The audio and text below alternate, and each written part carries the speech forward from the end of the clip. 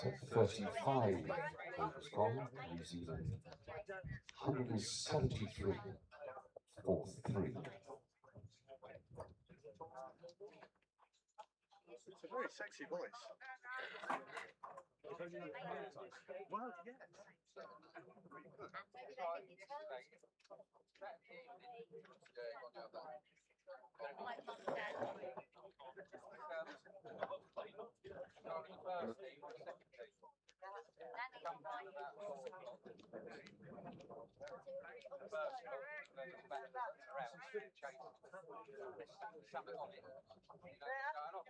Return of Phillips.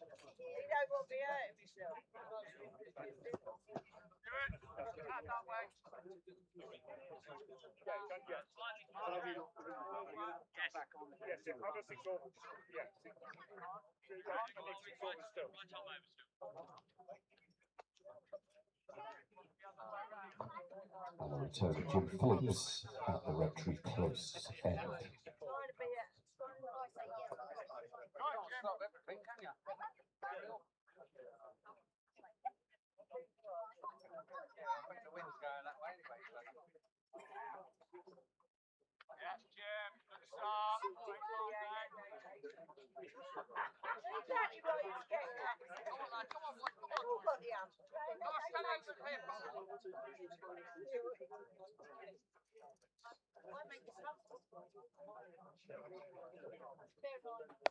You go, one. One, room back. Ready, boy?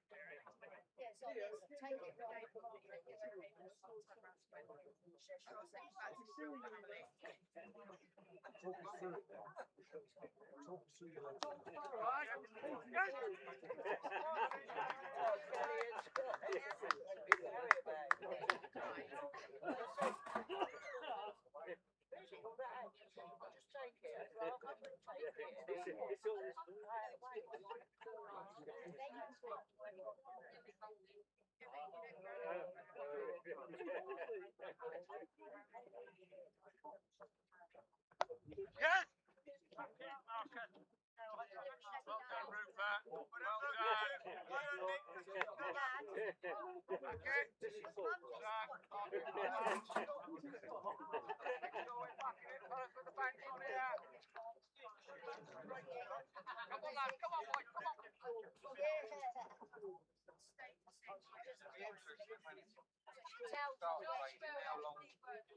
Well I do. Whoever works for me in the kitchen, I say,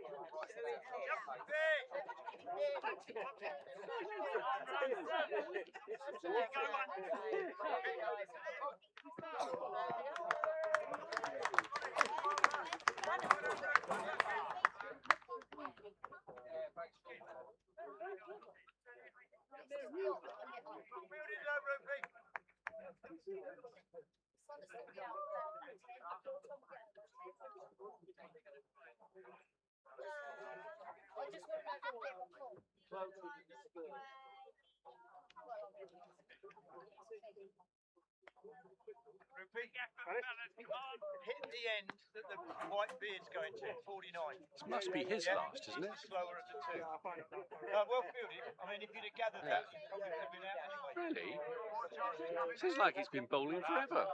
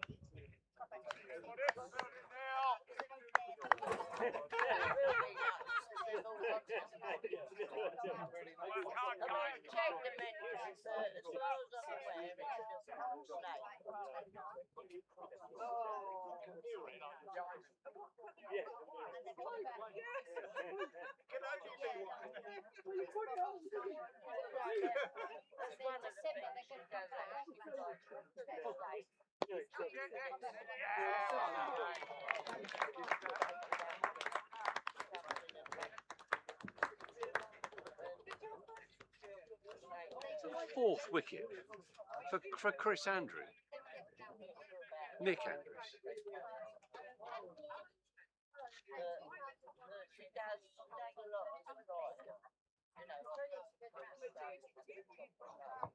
And a fourth wicket for Nick Andrews. Spectacular caught ball. Run scored. Thank you, O'Loughlin.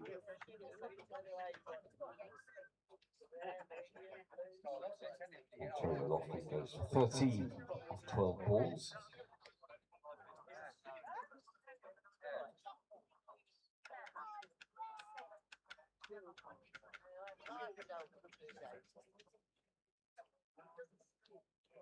Is this still Roger Stacherski? There's no question it is definitely him. Stacherski. And the new batter, Roger Stacherski, New Zealand skipper.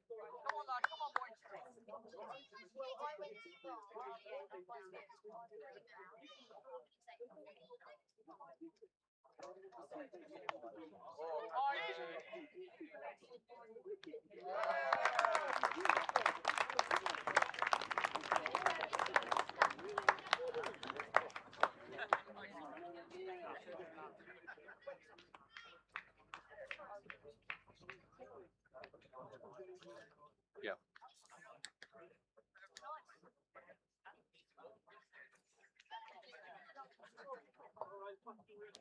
You all enjoy your The food, skipper won't you? goes without scoring. A wicket taken by somebody other than Nick Andrews. To go.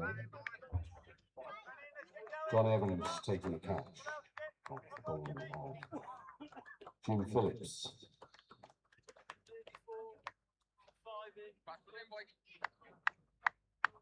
184 for 5, New Zealand.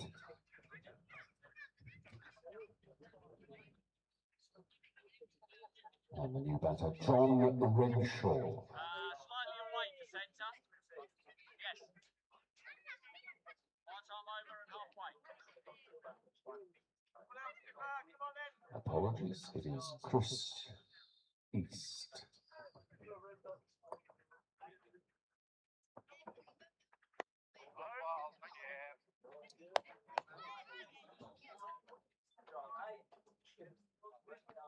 Yeah, tough life. Number 6 there, boys. Come on.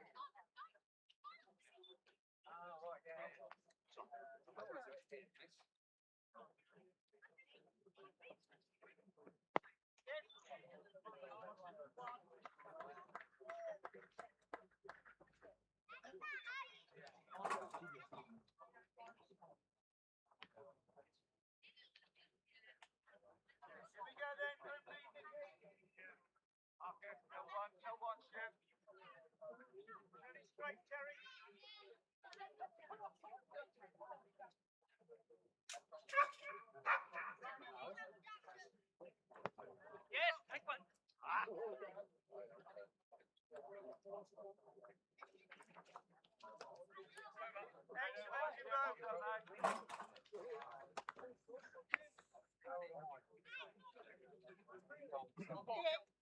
Nick, do you want this? 37 gone? No, 38. 38. Yeah. Yeah.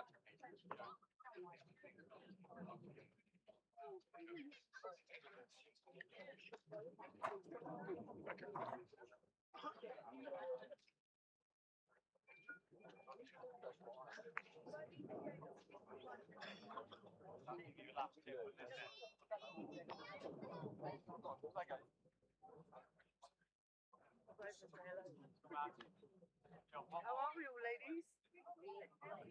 Yeah, not bad. Not bad. I have. Friday last week. Yes.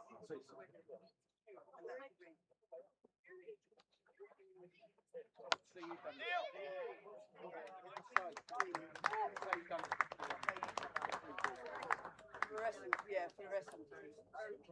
It went well. It went well. How are you, ladies?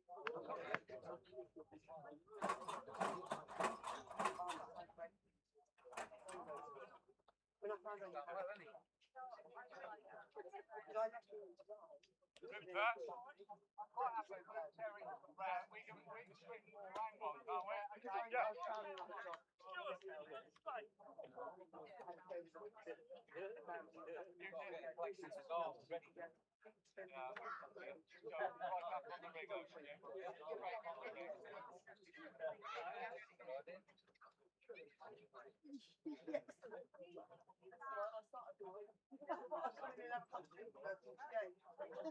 Lovely to see you again.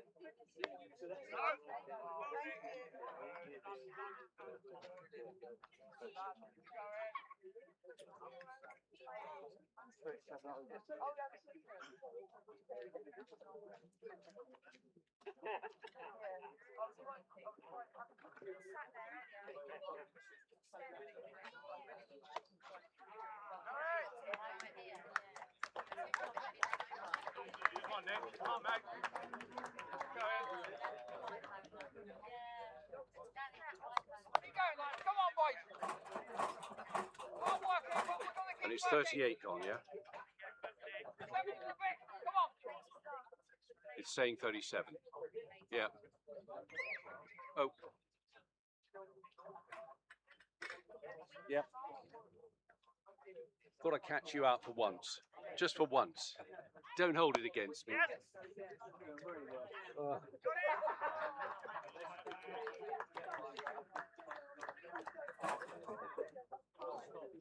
Keep going, boys.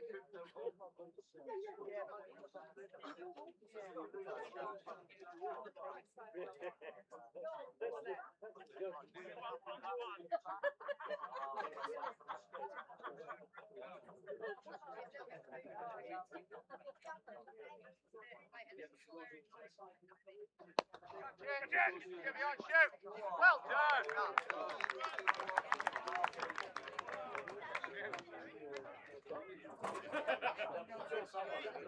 Right, the other way.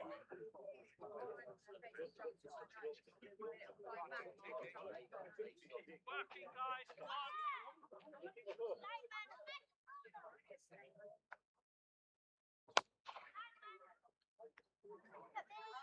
Well watched, Derek. Great work.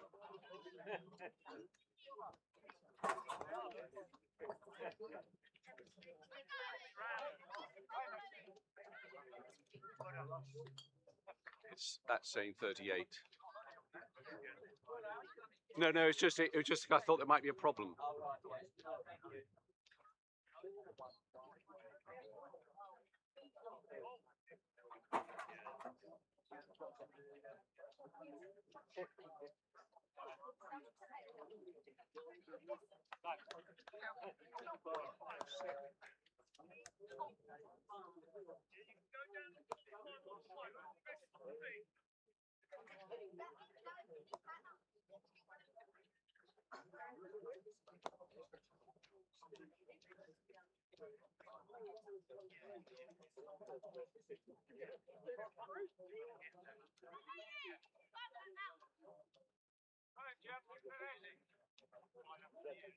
Keep going, lads. Come on, boys.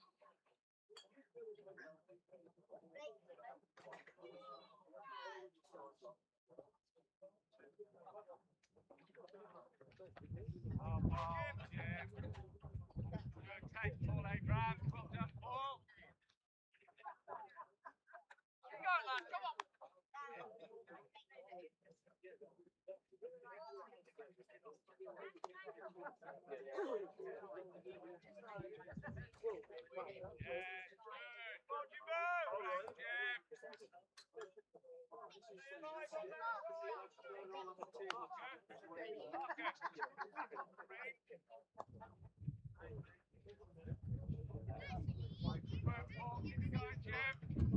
Yeah, shut up.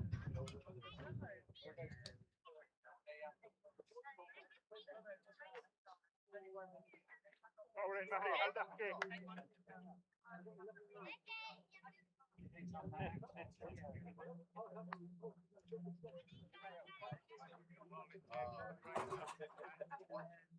One nine eight, correct? Yeah.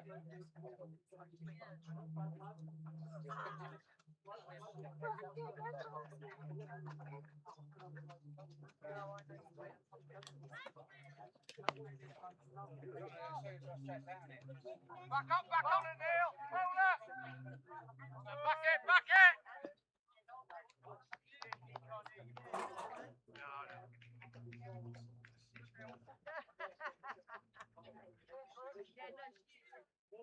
Jimmy. Play, Neil.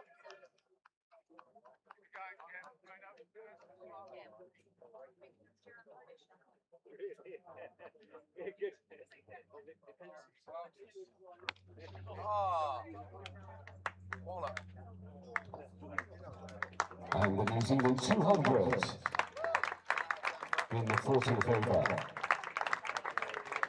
And Hamish is now. Hamish is now.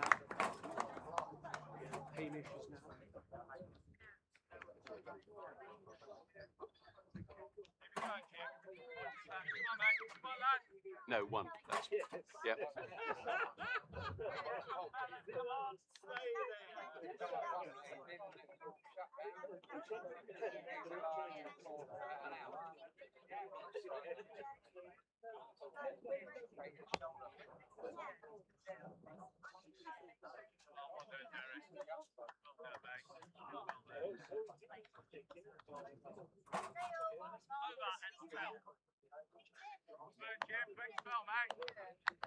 So 48 is gone.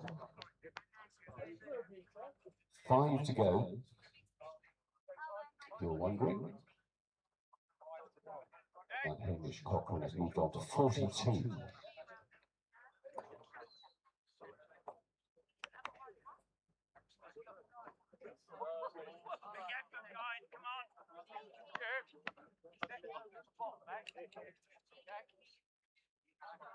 Oh, back to work.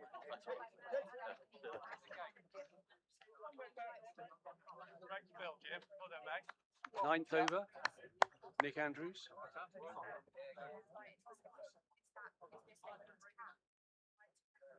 So, but Jim Phillips is only 9. Okay, but this is his last, Nick's.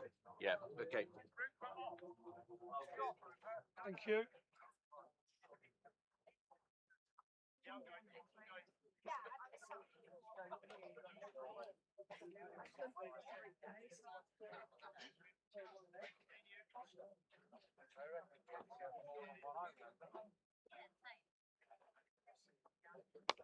Yep, Neil. Back it, both ends. Neil, keeper. Keeper. Oh, keeper.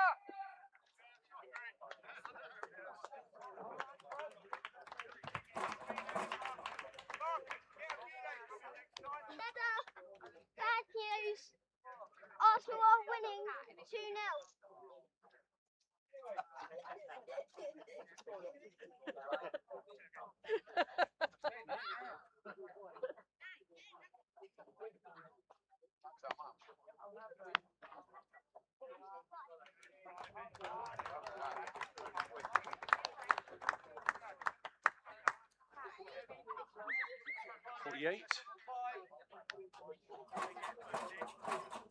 Keep going, lad. Come on.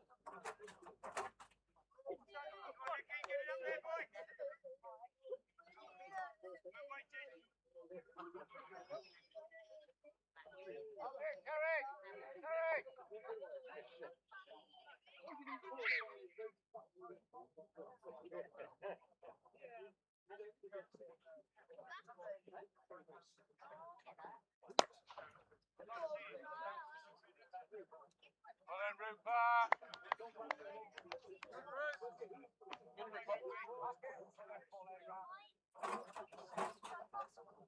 Skip. It was one of us in and one more out. For him.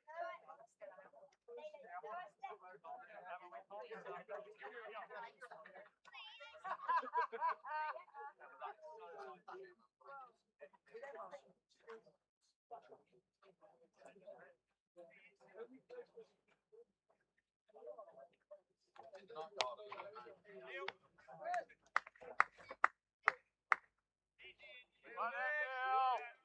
Good Neil. Come on, mate. Come on.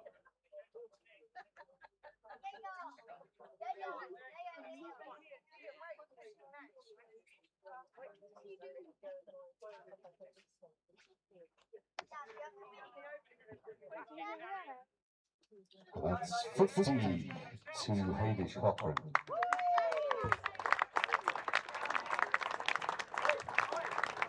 Wherever you go, wherever we go, we're going to go up the direction. Keep going, man. Come on, boys. 5 over it. 47.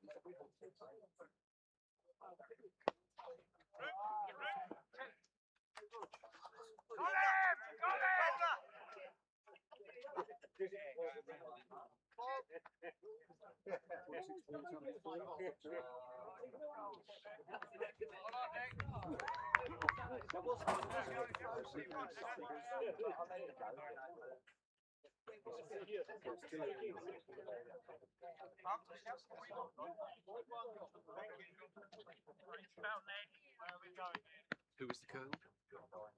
Oh.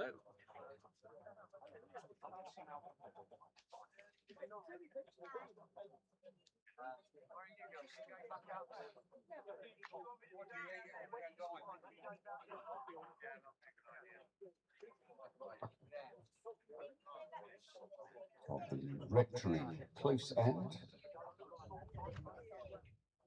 Stuart 9.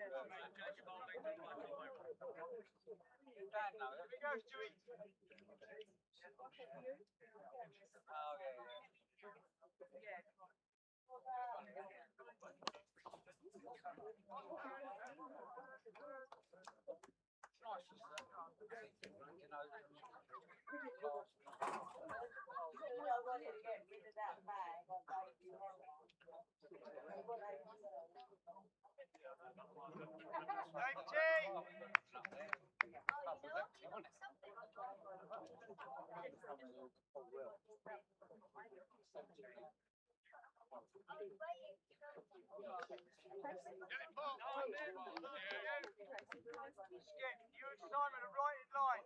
You come straighter on one way.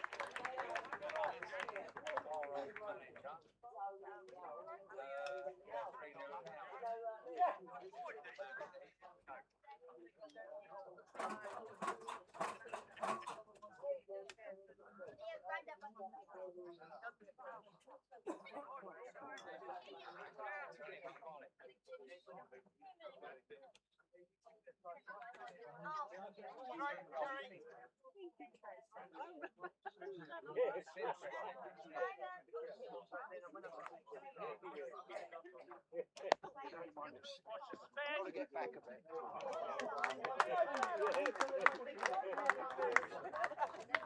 Marvellous. Yeah.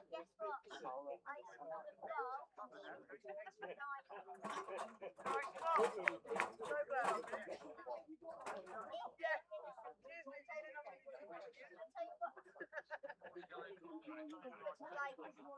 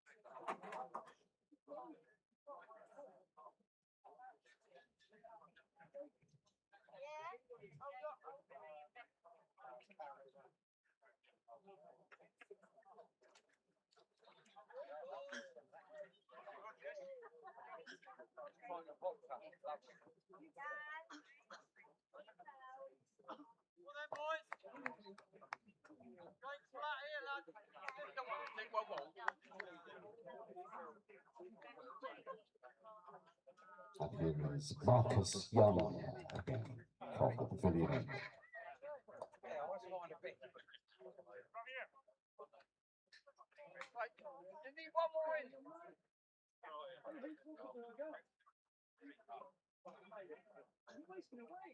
I'm going to get a burger in the week. I've just got to show. Right, Skip, you still want more in? Yeah.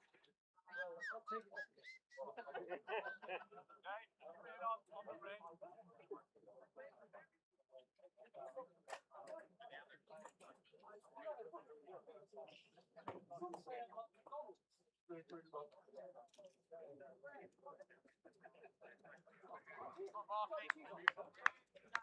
Just get through your action, Marcus.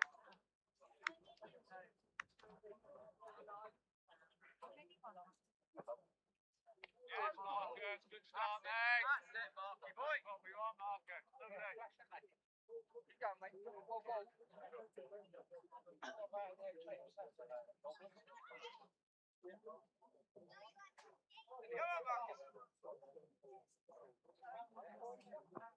Catch it!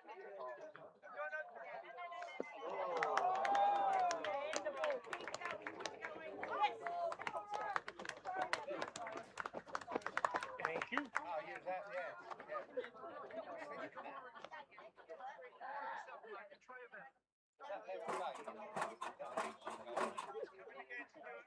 Get back, guys, come on.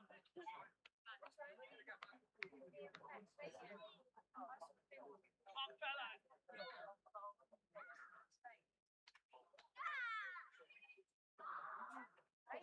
Yep.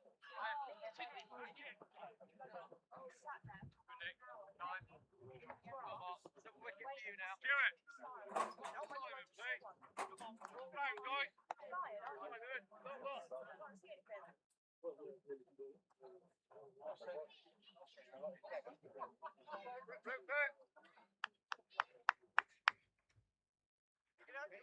I'll do it, Simon. Simon, move. Just right it back on the ring, but straight.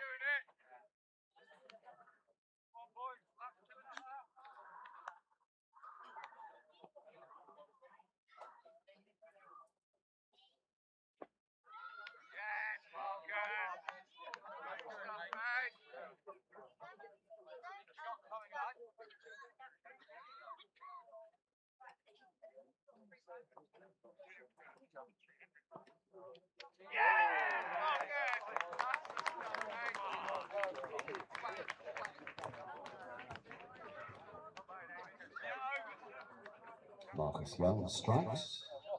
Hamish Cochrane goes. 59 of 53 balls to Hamish Cochrane.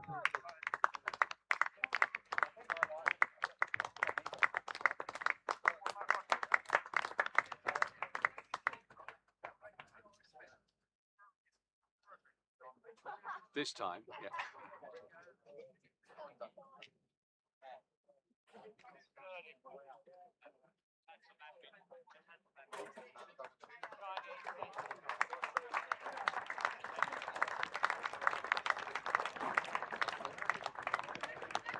And the new batter, John Runshaw.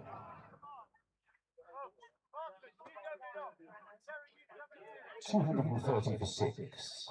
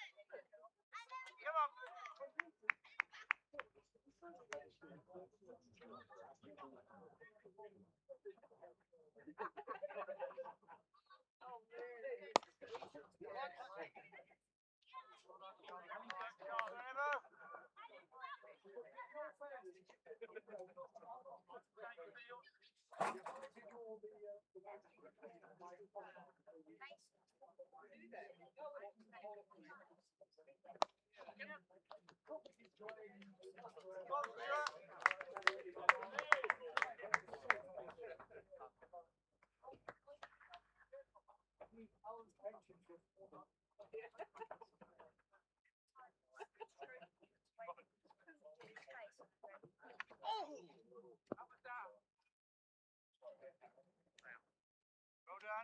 Stuart, keep going. Let's ball.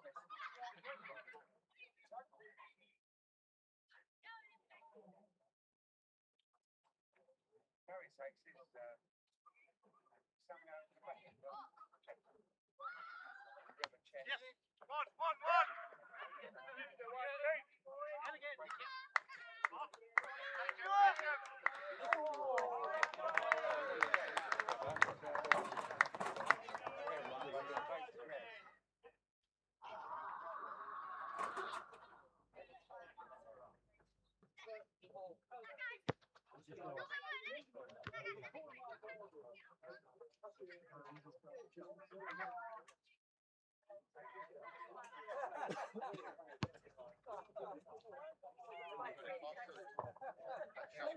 So, quite a few people have disappeared indoors because they're frightened of taking part in the 1976 quiz, but we'll press on with what we've got.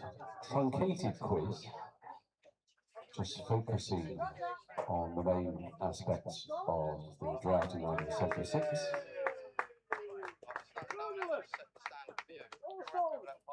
So listen up, question 1. Which government minister was appointed to oversee the UK's response to the threat posed by the drought? The Minister for Rain. Who was the Minister for Rain in 1976?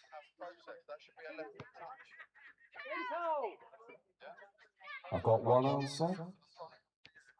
Shout out the answer. We'll give you the answer straight away, so you're not going to sort of sit there in agony waiting for the answer. John Knott, I like that. David, now you're having me on. David Mellor. David Mellor was hardly born in 1976. Yes, Dennis Howell it was. That's only 1 point though, right? And you've got to keep your own scores, no prizes. What was Dennis Howell's sporting claim to fame?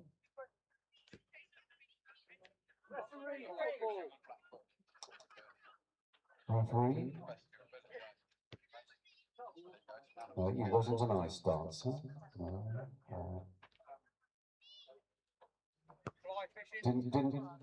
Fly fishing? I like that. You see, in an era of fake news, I would take that every time.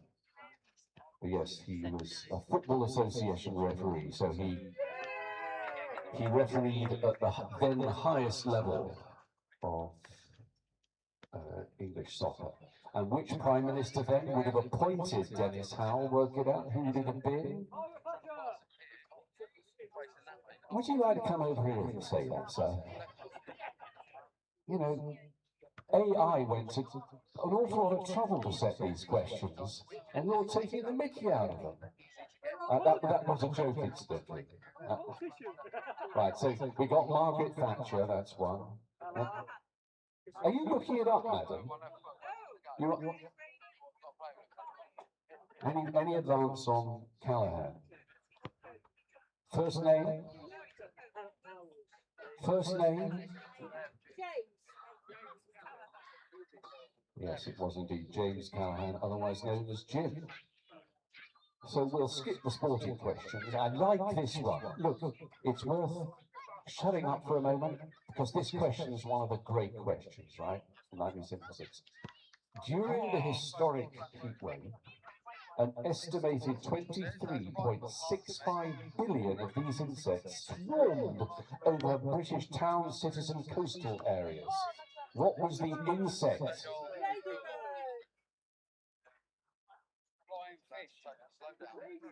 You can't use flying fish twice running, so I think that's stretching things a little bit too much. We've got ladybirds and flying fish. See, I think this table over here is the only one area, it's the only one that's really concentrating on this. It was indeed ladybirds. You weren't guessing, were you, madam? You weren't guessing, you knew that. You lived through the ladybirds, didn't you? Any interesting places where they found themselves in your house at the time? Everywhere. Now, this is a might-be question. What was missing from the London soundscape for 9 months after August the 5th, 1976? Possibly because of the weather. The London soundscape. I think this might be one to guess. What was missing from the London soundscape? See, I think this group here, this group here are pub quiz fanatics. They're the only ones that are actually concentrating. Everybody else is just listening. Oh, that's an interesting question. I wonder what the answer will be. Which is non-engagement, you see. You see, it was a guess, but Big Ben is correct. Is correct. And this is how it's described, this ailment it had. Big Ben suffered its most serious mechanical breakdown. Metal fatigue, possibly induced by the weather, caused the air brake regulator, the fly fan of the chiming mechanism to shatter. This sent weights spinning out of control and severely damaged the interior machinery, silencing the famous bell. Did you like the way I read that? Yeah, Shakespearean. Next one. It became a famous catchphrase during the drought, even appearing on a car sticker. Can you complete it? Save water, bath. See, I've done this once before, and this was the most popular question, and people just tripped out the answer just like that. Well, I'll leave it just a minute. I won't repeat it for anybody else down there. No, it's not fly fishing, because that's only 2 words, and it's hyphenated. It is indeed save water, share a bath. And I think Dennis Howell was forced to say it, and then everybody asked about, you know, his marital habits, which wasn't really fair. Right, during the drought, we learnt a new word for a tanker carrying water to communities where the usual water supplies were being restricted. What was that word? The tanker used to transport water. Suddenly, that word was everywhere. One of those words. How are you spelling that then, sir? You see, now I'm wishing there was a prize for this. Because I'd just like to make that table just happier than they have been, really. So Bowser. The name Bowser has its origins in the English language and is believed to derive from a variant of the Middle English word bows, which means to drink heavily. Right, just one more, and you'll get, well, you have two more then. Two more. What, and this is guesswork, what strategy did the well-known writer, journalist, broadcaster, Martin Wainwright, you don't have to know anything about Martin, what strategy did he use to cool himself on the London Underground? You have to use your imagination. You get 5 extra marks, as if you were counting, if you get this one right. What do you reckon? Really hot, wanted to use the London Underground. That's one that was put to me the last time I did this quiz, and that person was arrested. But that was Arundel. You know, they got sort of rather conservative. Come on, you just, yeah, I like this. I can hear the brain cells colliding with each other.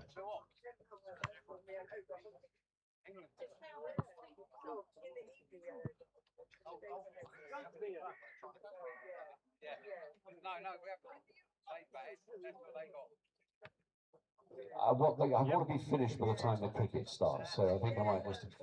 He said he travelled up and down, up and down, up and down on the Piccadilly line escalators.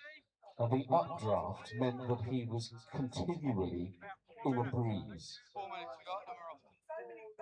Are you disappointed? You think that's unfair? What's unfair about that? Final question. Oh yes, go on. I've got another one. How many burgers were sold today? How many burgers were sold today in the summer of 2026, which is just as hot as the summer of 90? You want to guess how many we've sold? Go on, guess. Go on, how many burgers sold today? Go on. Go on. Half 80. Finally, which group distracted us from the heat in August 1976 with a song that suggested a royal perhaps had an interest in choreography? Boom, boom. A royal with an interest in choreography. They were quicker than this in Arundel.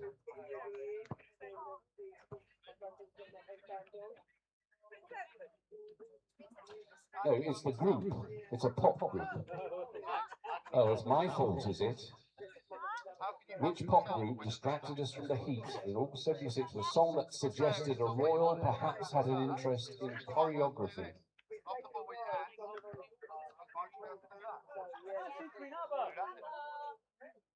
I timed that at 3 minutes 21 seconds to get ABBA Dancing Queen.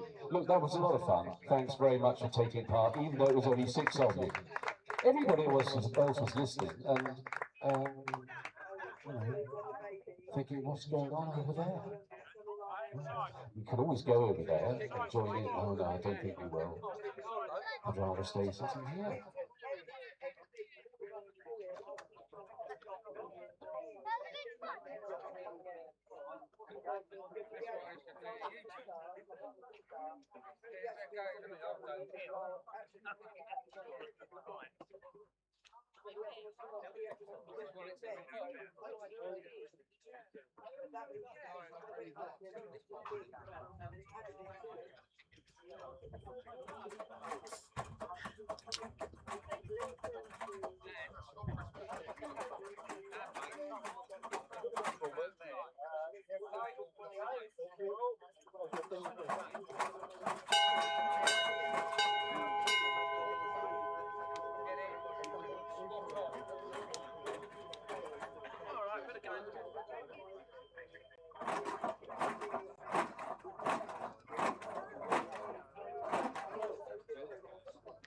Do you have an England batting order, do you think?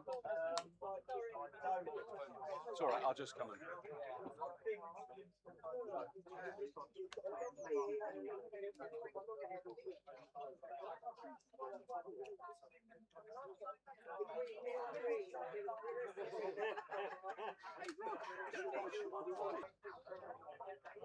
If I possibly can.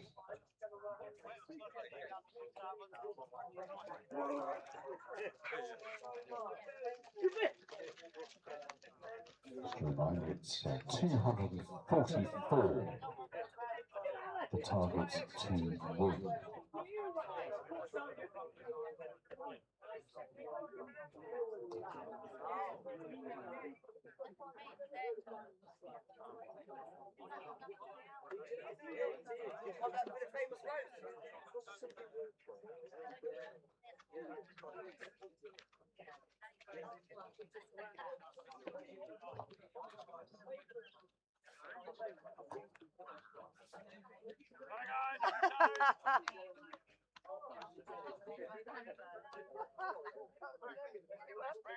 Yeah. Yeah.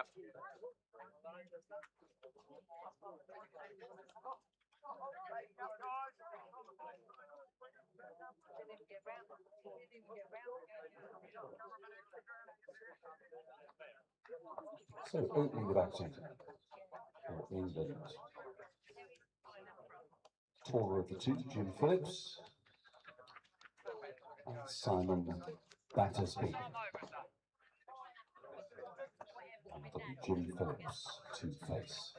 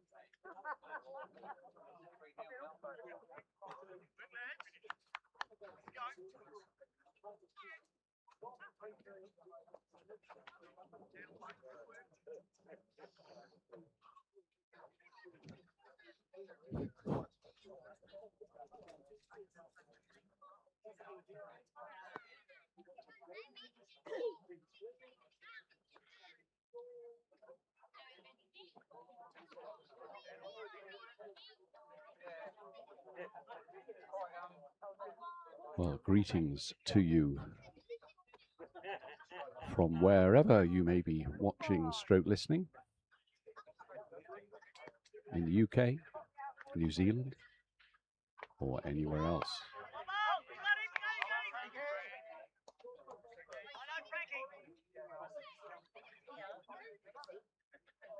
And we would apologise to those of you that missed the whole of the first innings of the game, New Zealand's innings.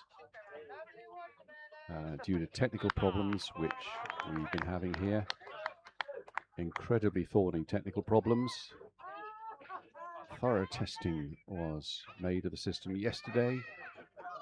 Today it stubbornly refused to work, but we think we're okay now. And our sound engineer Steve gives me the thumbs up, so it looks like we're all systems go. And if you are listening from distant parts or near to Farnham Royal, where this game is taking place in the south of England, well, you can drop us a line on a dedicated email address, which, as you might expect, is crickety. That's openthebowling@gmail.com. openthebowling@gmail.com. It would be nice to know that we are indeed being heard and seen loud and clear, near and far. And if you wish to let us know where it is precisely that you're communicating with us from, that would be fun. Tell us something about the place where you live, where you play your cricket, where you watch your cricket. It'd just be nice to be in touch with you. So the story of the game so far. Very sizable opening partnership for New Zealand between Paul Fakuri, heavy run scorer of course at this level, and Tony Penny. Tony Penny out for 49. Oh, we have. Yeah, come to support. Paul Fakuri, operatic tenor, of course. Scored in the 70s. Number 3 batter, Hamish Cochrane, chipped in with a 50. And then contributions down the order, meaning a total of 243 of 45 overs. Opening the batting for England. The batter facing now is Jim Phillips, and with him Simon Battersby.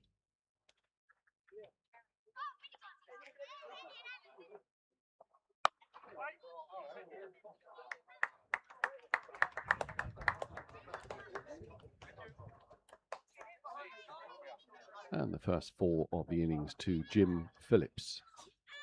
This is the second over.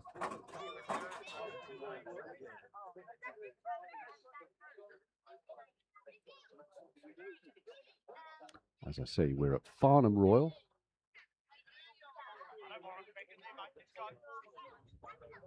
Which is not so very far from Windsor Castle, Heathrow Airport.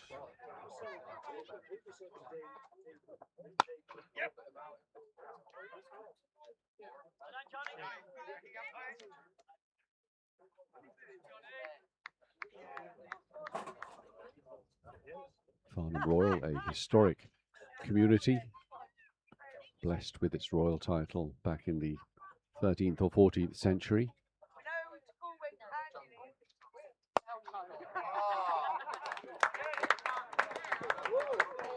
And it's a historic cricket ground as well. That was 4 to Simon Battersby, so after 2 overs, that's England 12 without loss.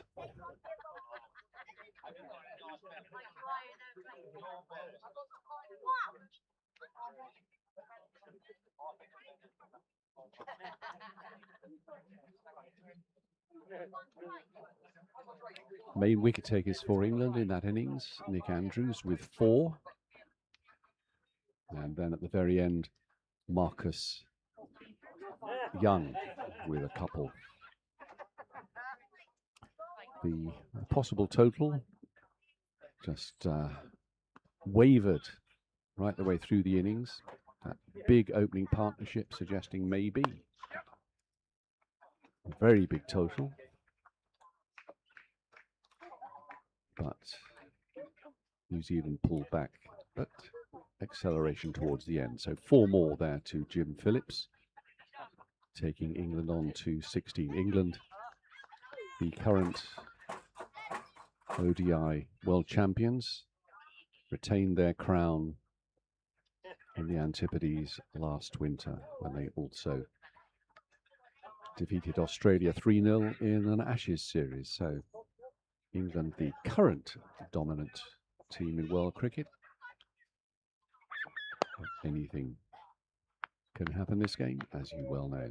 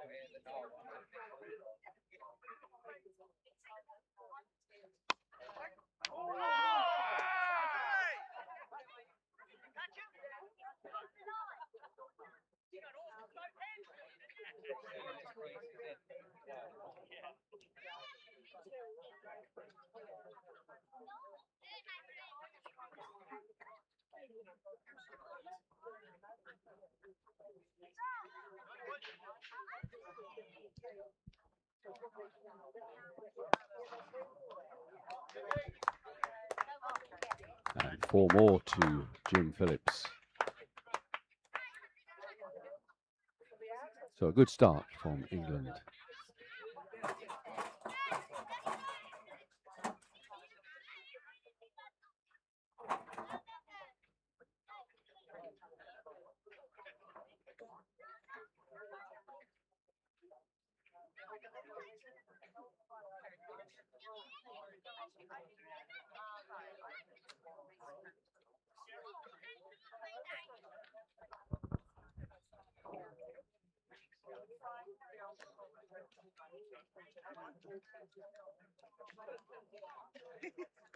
And the first email to arrive, actually from this country, from not very far from where I'm sitting now.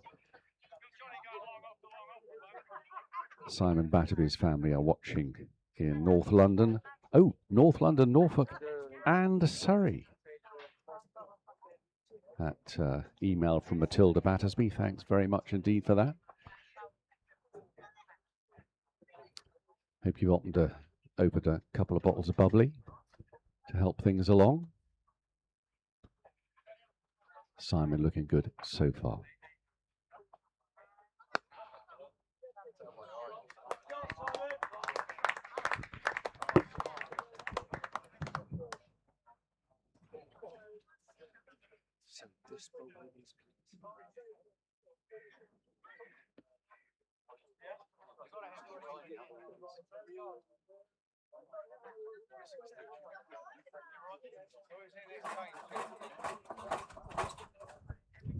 And the bowler you're watching from the pavilion end is Maurice Dawson.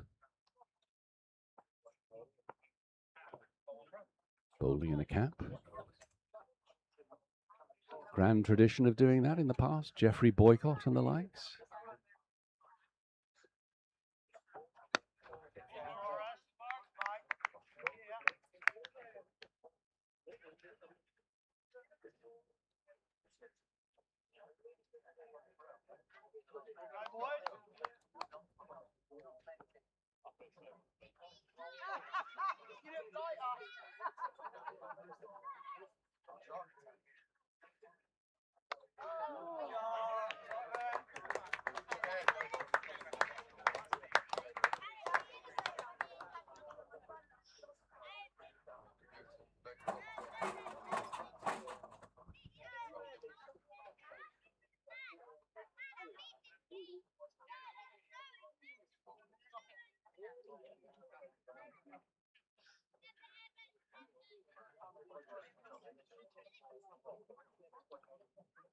4 more to Simon.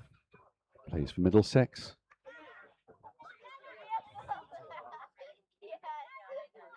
Played league cricket for Highgate in North London, where he's been ever since.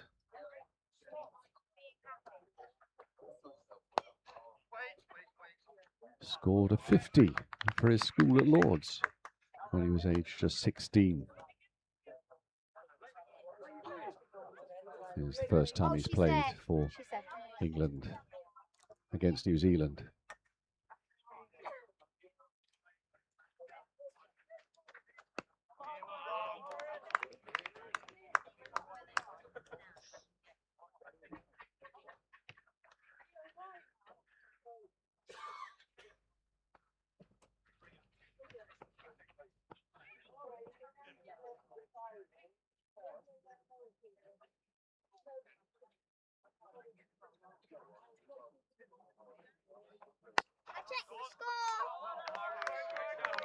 So great stop from Maurice Dawson.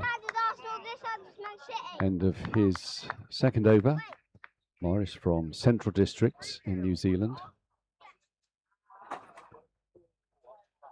Took part in the last 2 over 70s World Cups. Makes his way back to the boundary here near our commentary position. So that's 4 overs gone. England 28 without loss. And Chris East continuing from what's called the rectory close end from Otago.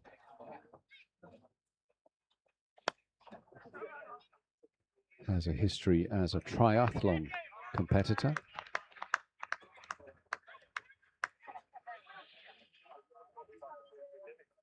Wearing 82 on his back.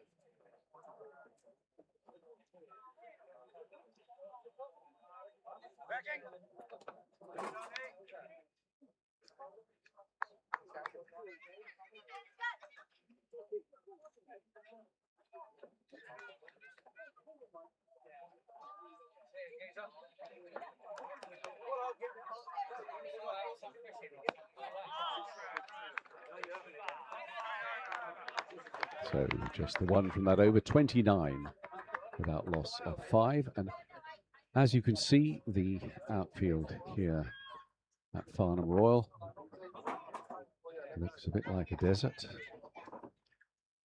If you're listening in from the other side of the world, you may or may not know that the UK, large parts of the UK, have been suffering a drought for the last 3 or 4 months. The south in particular, perhaps. Hose pipe bans in operation in various parts.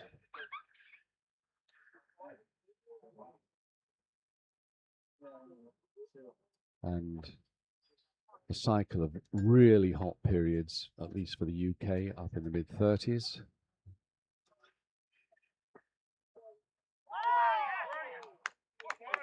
It's Maurice Dawson again.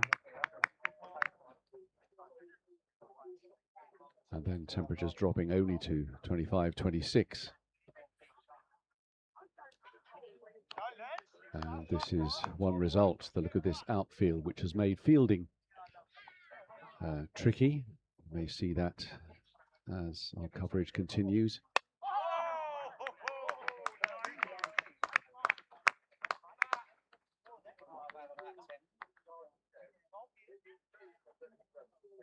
But your heart goes out to groundsmen in a situation like this. The square itself looks in perfectly good nick here.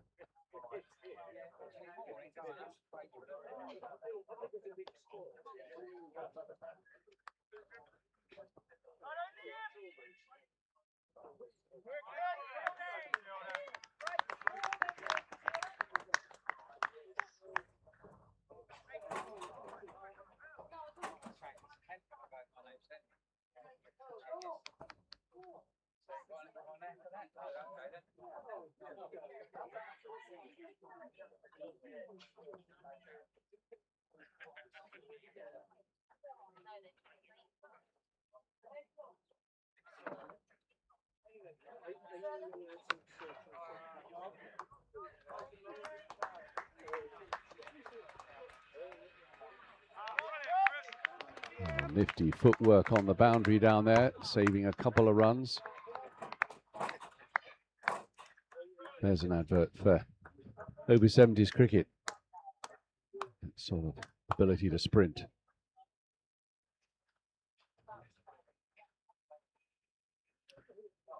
The speaker's somebody in his 70s.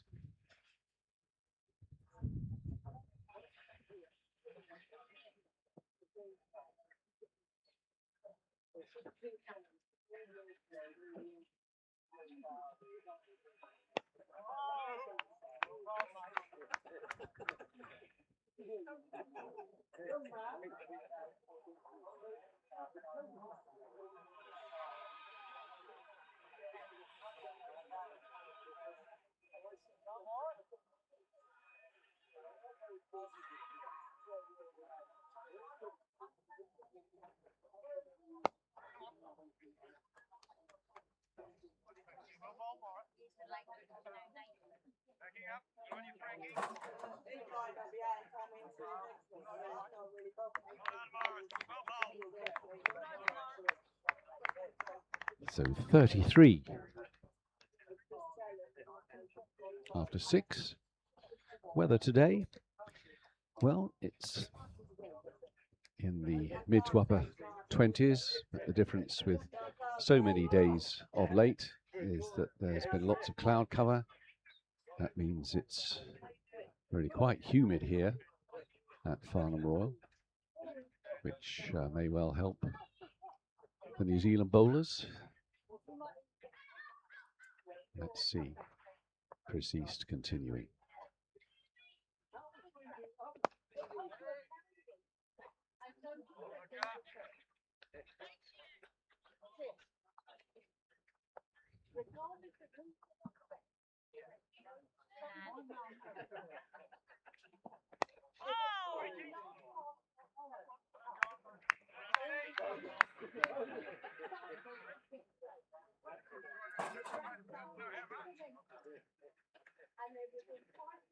Yes, the outfield absolutely as bumpy as it looked there. Take your life in your hands.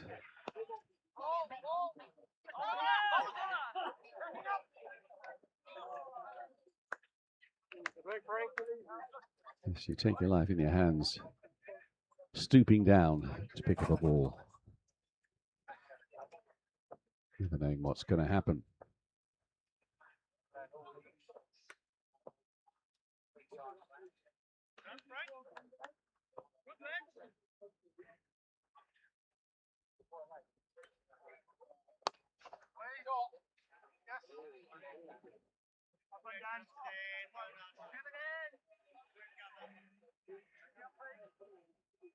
Get up, Sterling.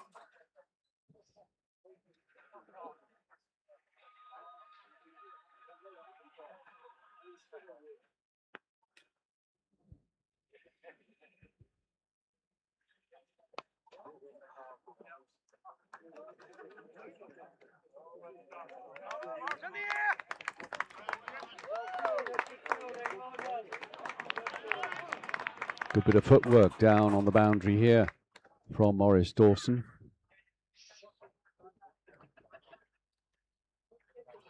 Seeing a lot of fielding with the feet today. Safest way to go.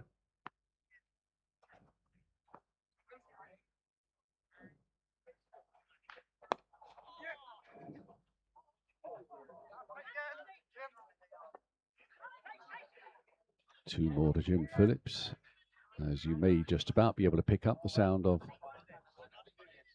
another aircraft on its way out of or into Heathrow.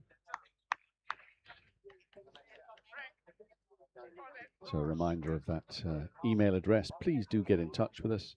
Greetings to either side, personal messages to anybody that's here, spectators as well as players. Any comment you wish to make about the coverage, anything you'd like us to try and do in the way that we put things across, we'll do all we can to help there. openthebowling@gmail.com is the email address. openthebowling@gmail.com.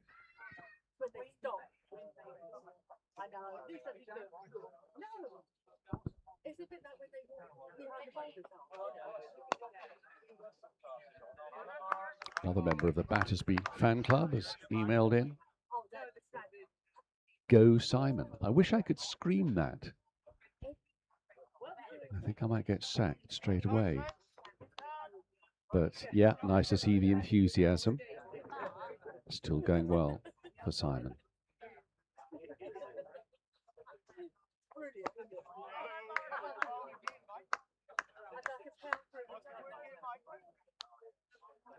This is still Maurice Dawson.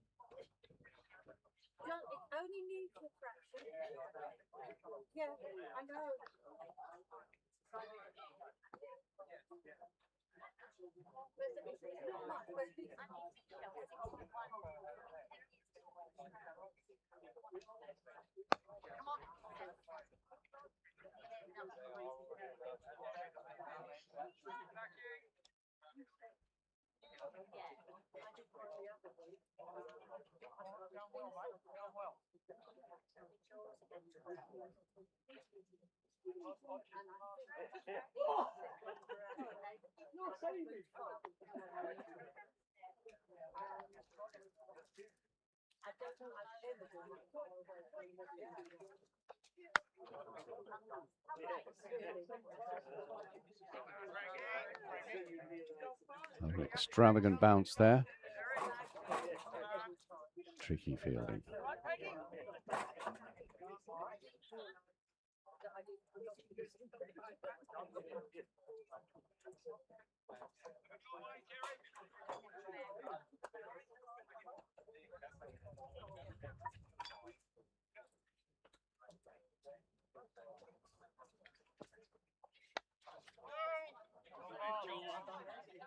Interesting the way that Maurice Dawson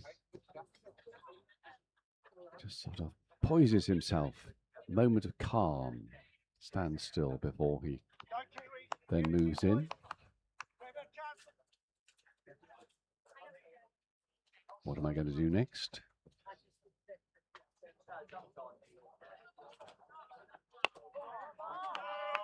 And it was a Yorker, end of another good over. This is the second of 3 ODIs between these two sides. First game last week, Froster over in Gloucestershire. England won that quite comfortably. We have this game today in Farnham Royal. Then on Tuesday we move on to High Wycombe. Will it be a deciding game? But the New Zealanders have had various other games with Somerset and Gloucestershire, for example, by way of warm-ups and just to fill out their playing schedule. And I'm sure they've also been trying to do some sightseeing as well. A number of wives and partners are here, over to my left. The gazebo is adorned. I don't think we can bring you a picture of it, but the gazebo is adorned right round the rim, at least on 3 sides, with New Zealand flag.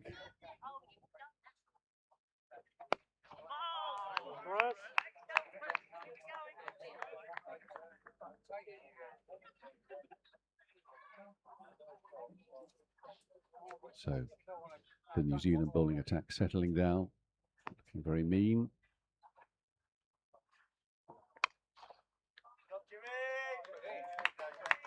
So 4 more to Jim Phillips, looking in really decent nick.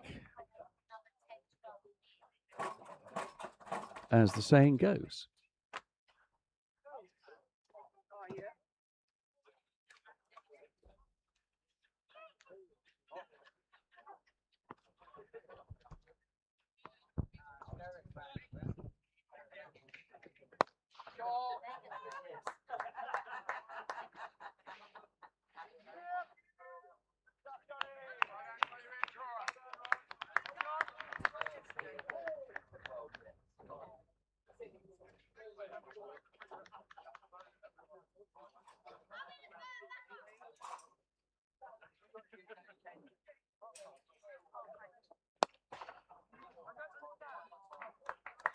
And forward to Simon Battersby. That'll please the Battersby fan club.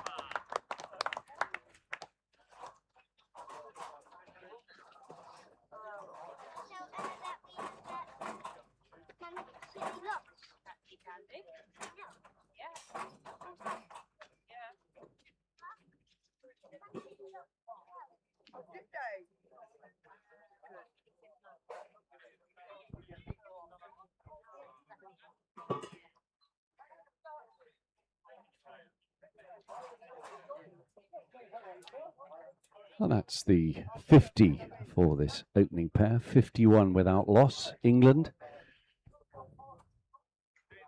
Long way to go. Reminder, 45 overs aside.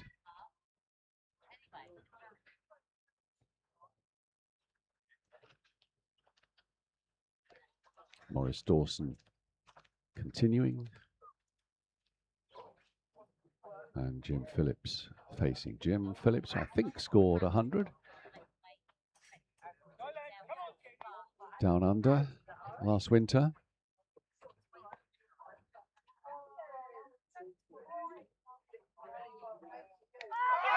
And he goes. There's the commentator's curse. The wickets light up.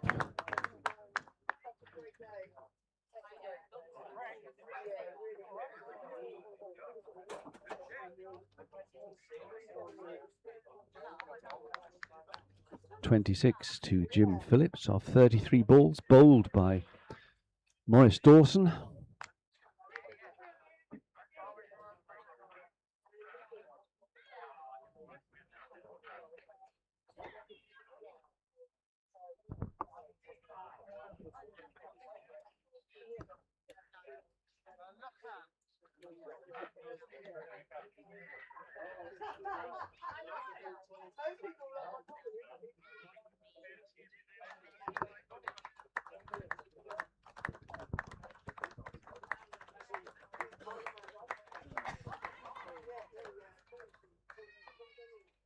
And replacing Jim Phillips is Neil Calvert, perhaps the outstanding fielder during the New Zealand innings.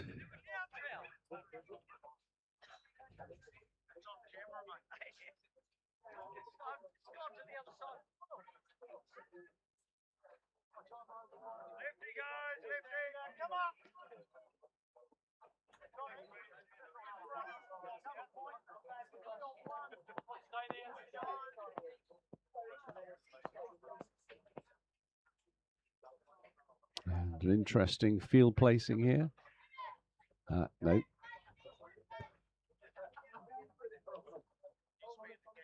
Paul Vakuri sent back to wide mid-on. In fact, skipper Roger Stacherski himself going back to mid-off. So 51 for 1. Make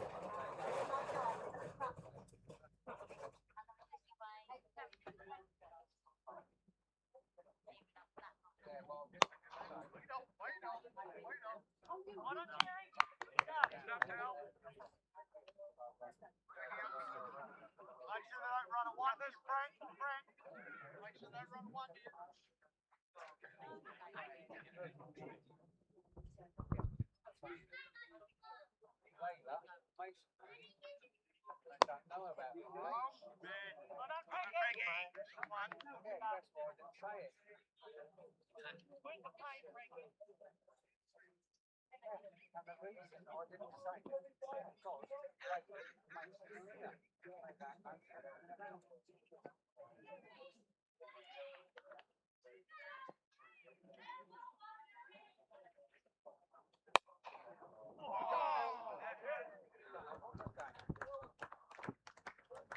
Neil Calvert is away. Not much chance of that being caught. Choosing the aerial route, gets off the mark. And that'll settle him, you would have thought.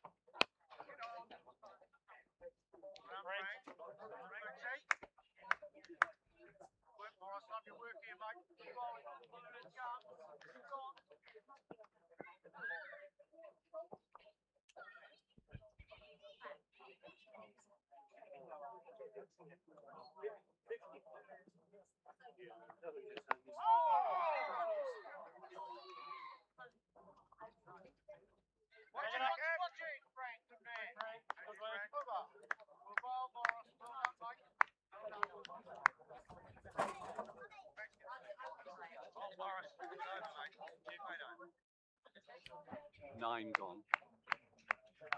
10. So 10 overs gone. 56 for 1. England. And an email from a Jim in Suffolk. Says he plays senior cricket up there, over in the east of England, and is enjoying watching this game on the live stream.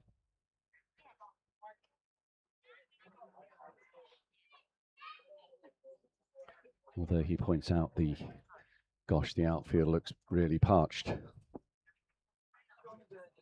Thank you. Change of bowling at the Rectory Close end.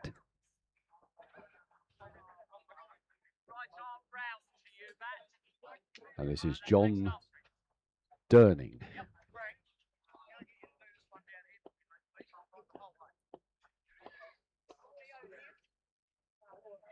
Played cricket for Canterbury. Took 30 years off from playing serious cricket, but has since played plenty of seniors cricket. Gosh, he plays golf, touch rugby, into yoga and Pilates, and owns race horses. Any relatives down Canterbury way want to get in touch, please do. openthebowling@gmail.com.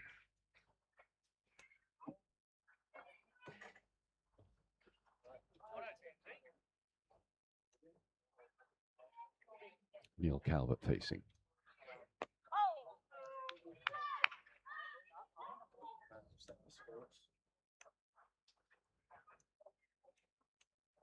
Okay there, you see.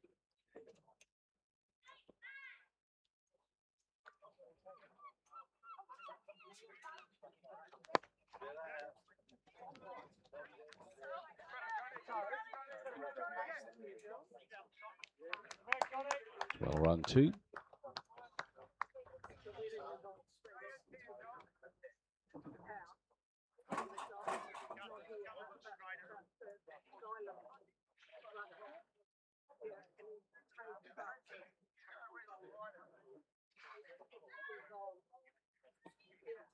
So we have a mid-off, mid-on.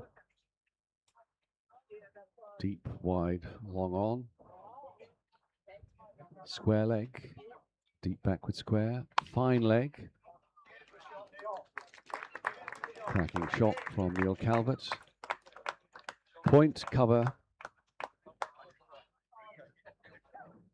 And I think that's it.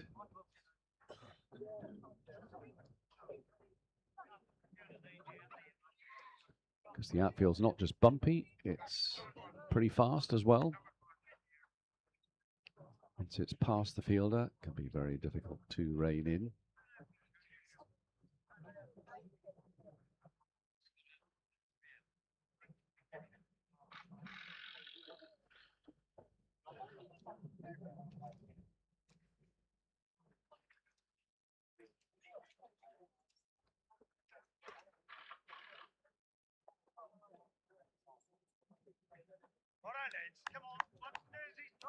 Man back now on the deep cover boundary.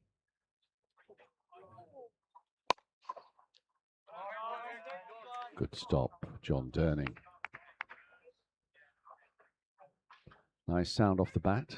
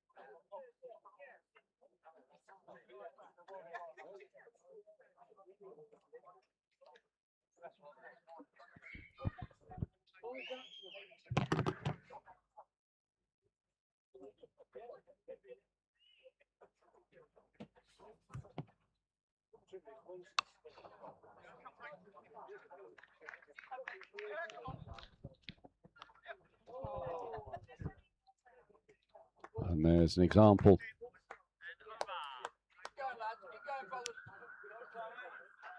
The outfield slopes just that little bit towards this side of the ground from which we're broadcasting. And that just raced away from two fielders in pursuit. So that's 67 now off 11 overs England. Just the 1 wicket gone out of Jim Phillips.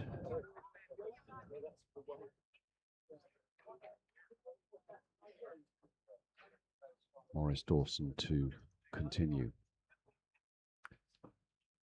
This hot, humid weather, of course, asking, without being rude on my part, asking questions of these players in their 70s to last all day.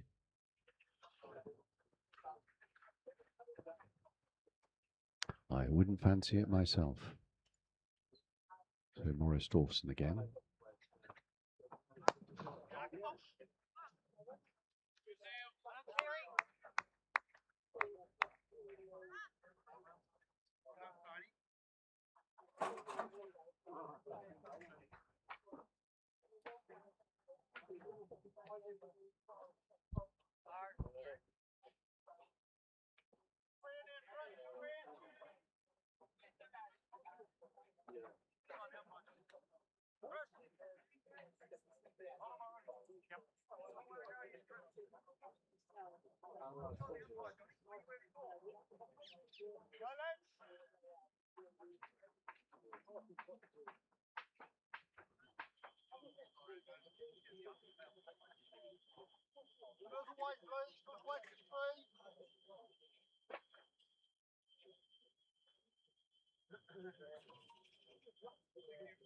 Go, Morris. Come on, mate.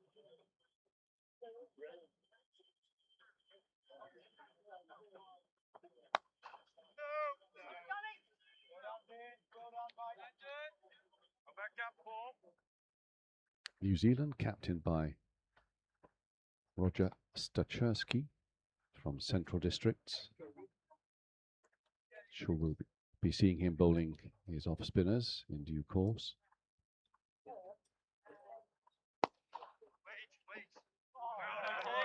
Great stop from Paul Bakuri. Rogers played his club cricket for Taranaki. Very experienced seniors cricketer as well.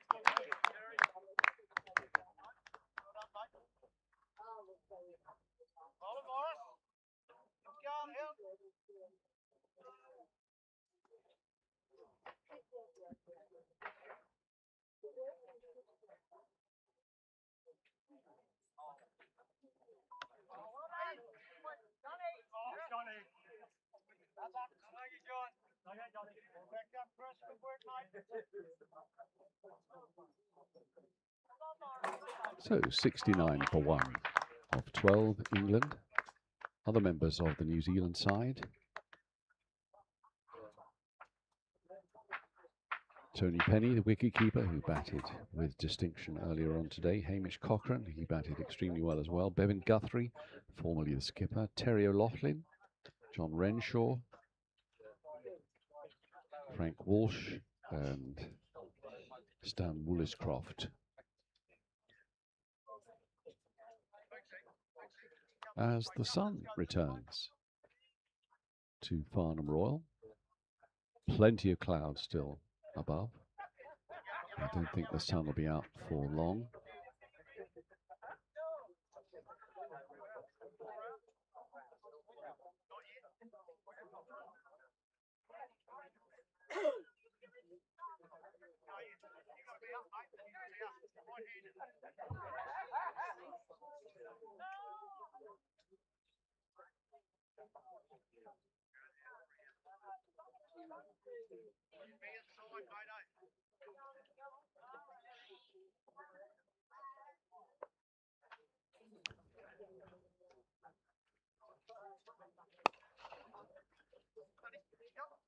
New over from John Durning.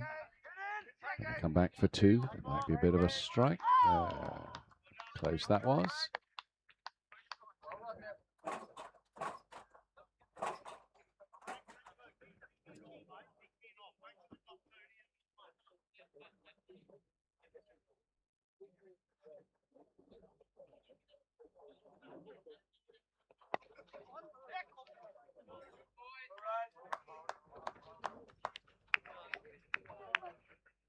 As I say, Tony Penny, the New Zealand wicketkeeper, taking that return nonchalantly with one hand.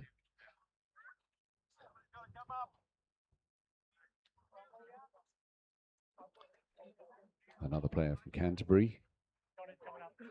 And another one who loves his racehorses, breeds and races thoroughbreds.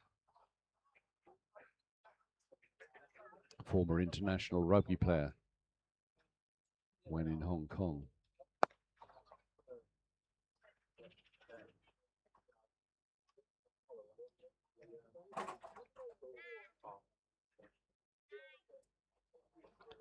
And an interesting detail about Tony Penny, his grandfather claimed to have been coached by W.G. Grace before emigrating from Somerset. Not a lot of people know that. That's Tony Penny. Daddy, do you want to surf with me?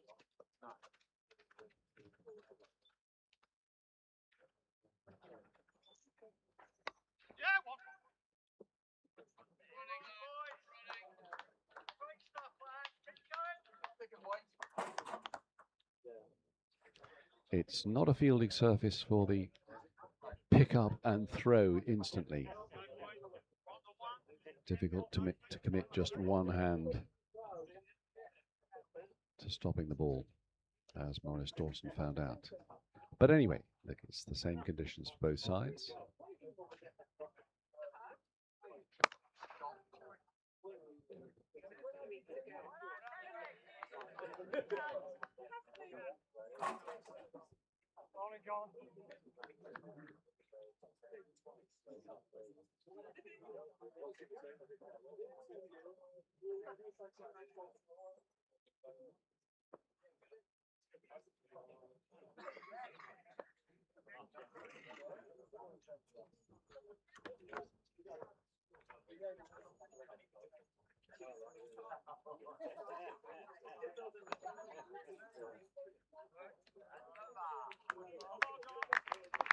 End of the over. Let's give you a rundown of the England side, skippered by John Evans, prolific run scorer himself, formerly a non-league footballer. Derek Tow is the England vice-captain, fluent left-arm batter.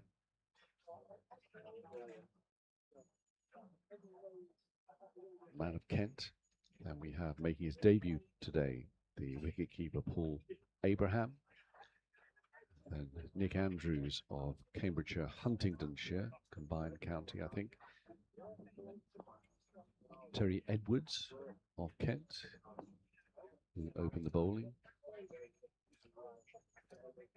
Rupert Staple of Kent.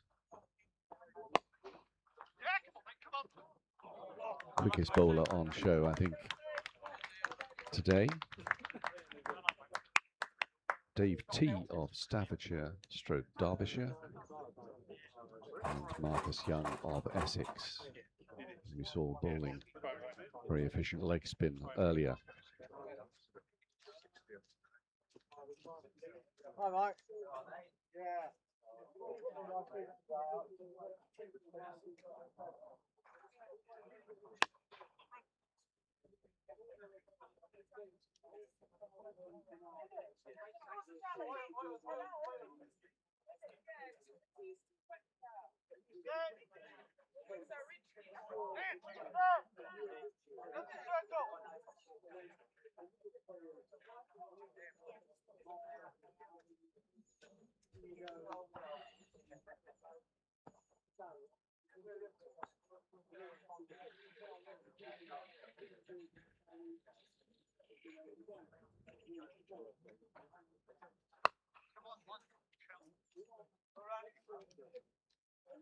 Stay up, stay up.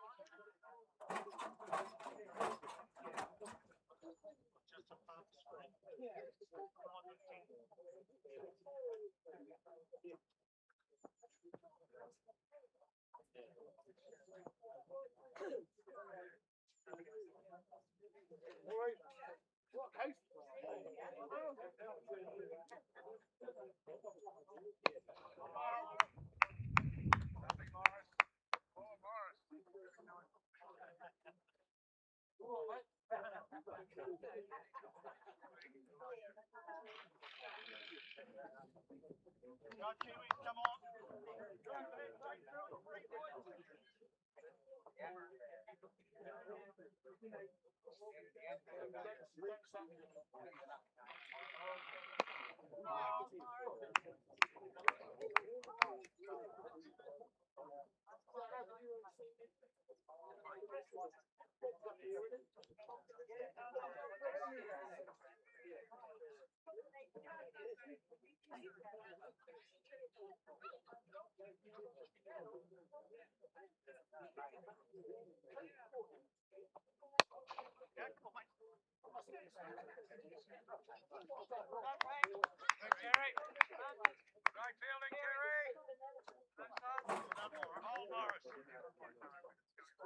So 81 for 1 off 14. Simon Battersby and Neil Calvert going well. The target 244 to win.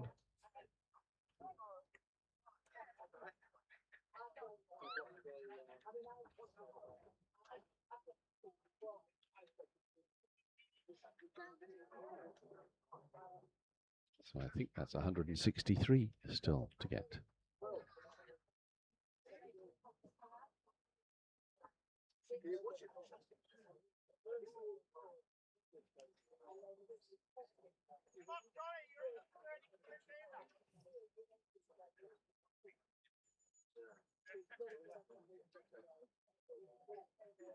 New Zealand have played here at Farnham Royal before. They played Australia here in the 2024 World Cup.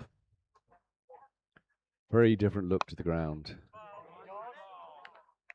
Then, England was a green and pleasant land back then. Australia victorious on that day.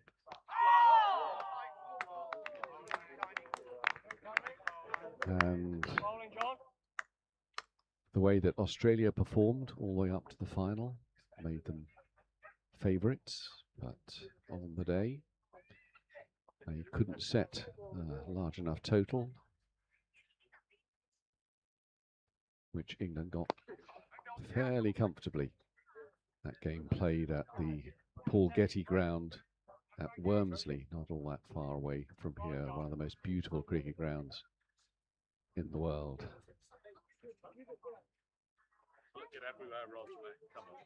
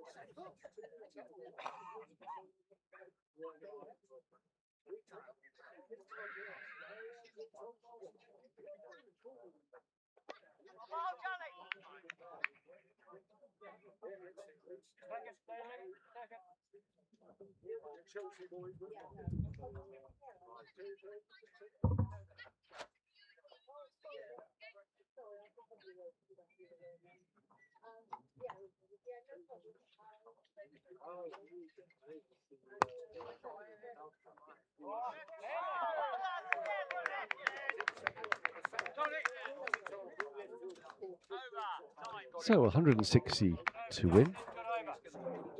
England on 84. And now we have the first of 2 drinks breaks.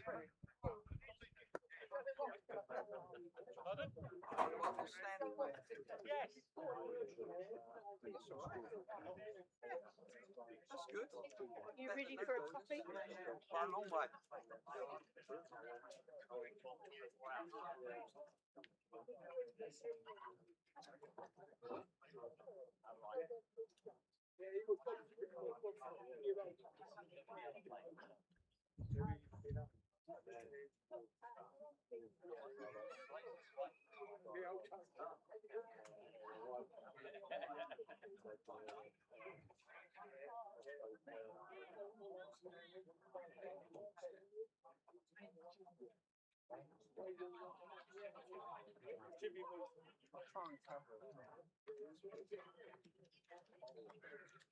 Oh, 84.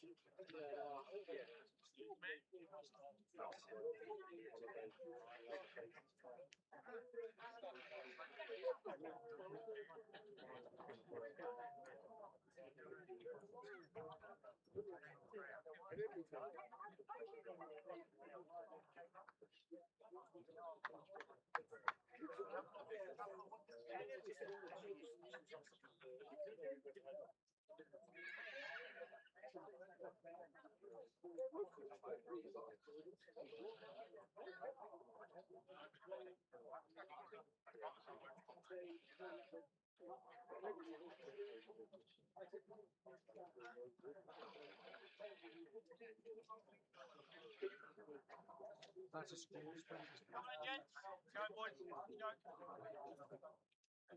21-30. 21.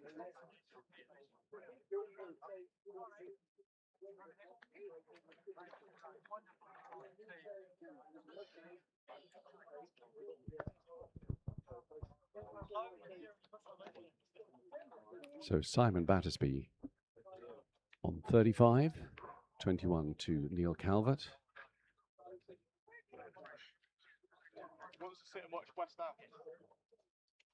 Just popped into the pavilion here at Farnham Royal. There are people in there watching football on the television. I had to avert my eyes. Having said that, there's a version of the game of cricket that reaches its climax today at Lord's. If you're listening from the other side of the world, for all I know, you'll be mystified at the mention of the 100. Come up to date. A new definition of limited overs cricket, 100 balls only aside, as opposed to 120 in a T20. Some hate it, some are not so bothered. Don't ask me what I think. But anyway, the finals are happening today. That's a women's and men's final. We've got a change of bowling from the pavilion end.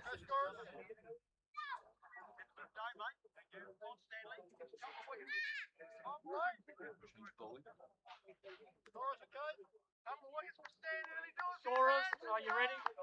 And this is Stan Woolliscroft from that pavilion end.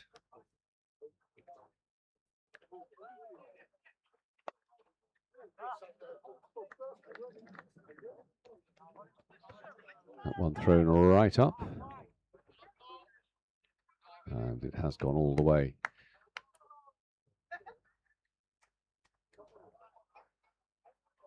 I was at a game 10 days ago, a charity game where a bowler came on, a situation where game was very even. Bowled balls that went way up into the stratosphere, and two very good batsmen didn't know what on earth to do about it, and both were duly stumped. So Stan Woolliscroft with his flighted deliveries. Can he do the same? I think the main thing is to remain patient and not to do anything rash, as was the case there with Simon Battersby. So 2 fours to him.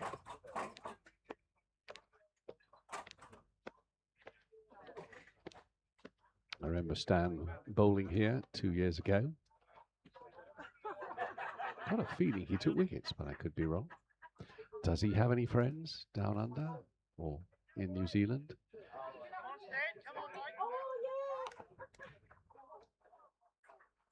Who could email us on openthebowling@gmail.com.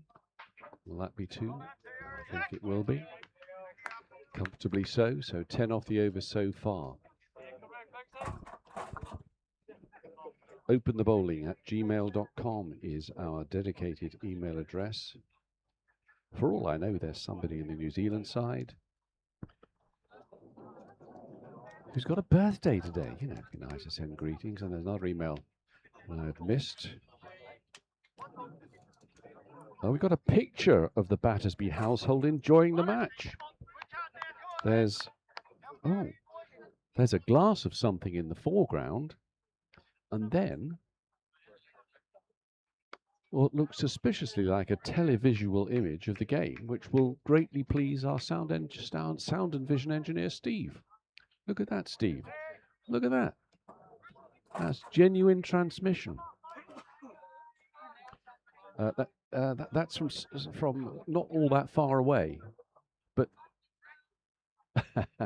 no, not the woman in the next road. I think that's.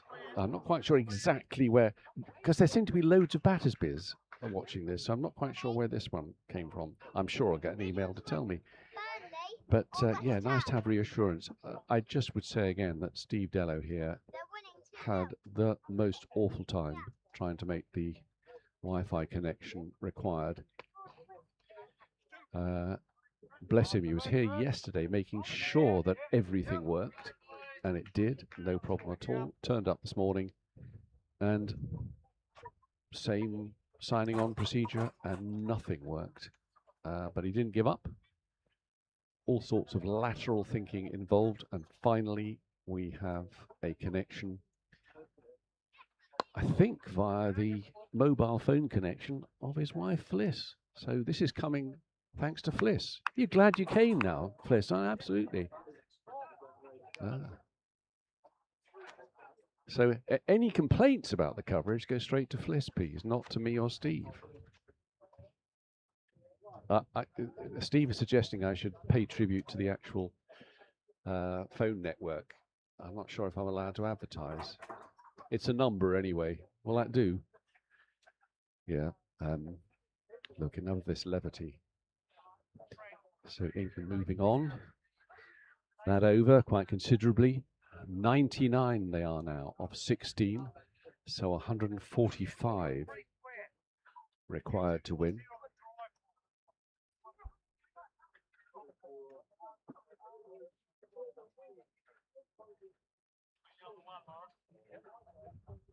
Yes, the 100 is a matter of some controversy. It's occupied pretty well the whole, or a large chunk, of August, July and August. I can't remember where it started, actually. It seems to be going on forever. And in that time, no test matches possible, right in the height of summer. You know, kids are away from school and families think of going to cricket together, but no, we've had the 100. Okay, lots of families have gone to the 100, but Test cricket is the pinnacle, is it not? 4 more. Oh no, it's not. There's somebody down there. Long off. 1 more to Neil Calvert, and that's the England 100. Steve will confirm that, I'm sure. Thank God Steve likes cricket. I mean, it would be a curse, wouldn't it, if you spent all that time trying to make your Wi-Fi connection work and you hated cricket. You'd be saying it, you know, 1:10, well, I think I'll be off now. But that's not how Steve's mind works. I know this.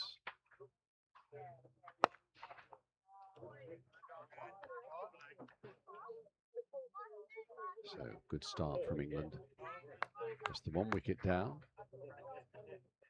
Jim Phillips looked in really good nick, but Maurice Dawson had other ideas.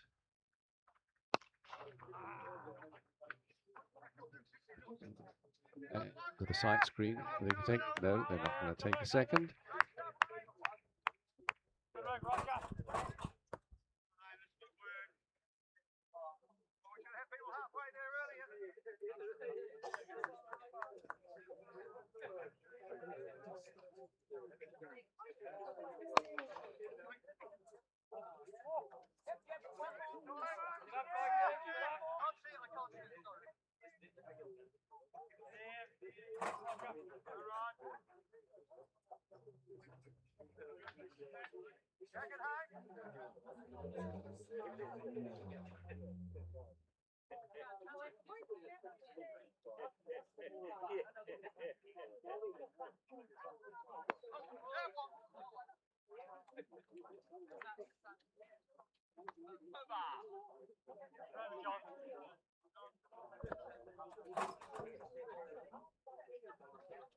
So,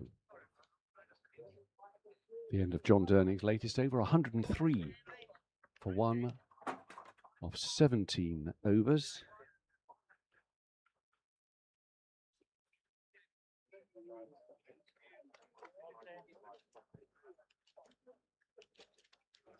I'm just waiting for feedback from the northeast from my relatives. They're having a look.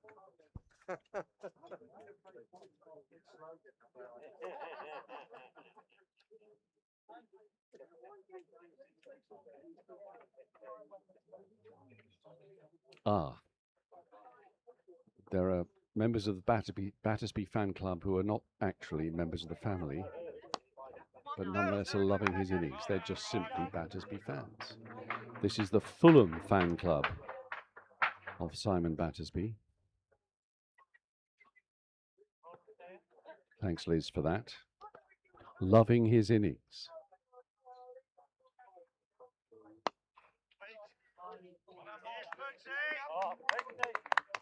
Another good stop from Paul Fakuri, who's certainly got his trousers dusty out in the field. Former first-class cricketer in days gone by, and a very distinguished operatic tenor as well. We were planning to do a duet for you, but no, seriously, we were. But I chickened out.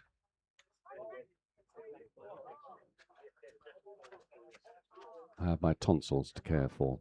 We were going to do the Pearl Fishers duet. Anybody know the Pearl Fishers duet?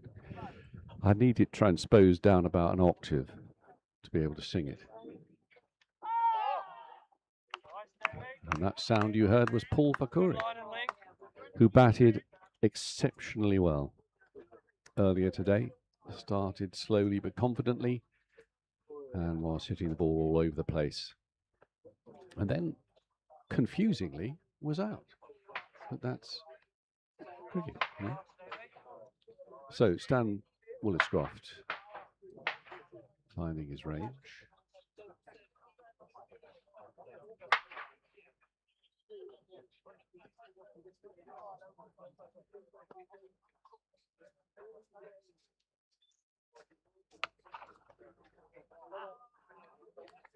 And that's a decent hit from Simon Battersby. And that's 50 to Simon Battersby.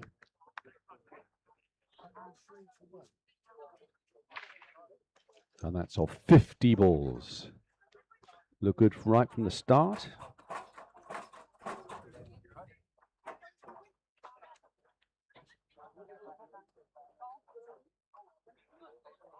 And as I was saying, today very demanding. The conditions, given how warm it is, how humid it is. I feel exhausted just sitting here. What it is to watch other people work. No, I don't think I call this work that I'm doing, but there you go. You may think otherwise.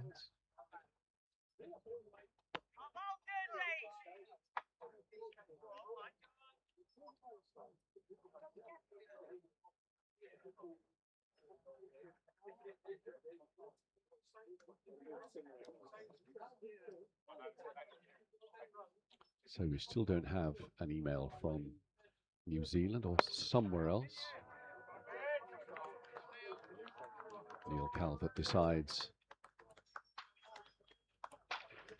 not for the first time in his innings, that the aerial route is best. Goes down towards the nets on that far side of the ground by the covers. No rush there by the fielder to get the ball. It's not that sort of day. And England moving along nicely. The women New Zealand supporters gone a bit quiet next to me here. I wouldn't raise my voice and point that out, but yeah, but things, as we know, can change very, very quickly. That's the game we love.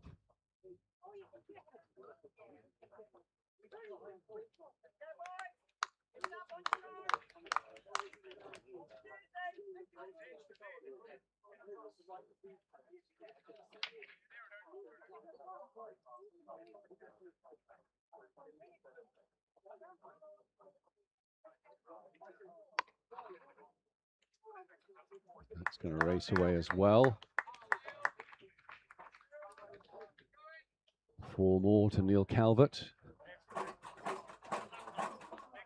Neil Calvert races on to 34. Right, fellas, come on, let's help energy out here, right? Hold well, let's pick one up for it. Energy, lads, energy.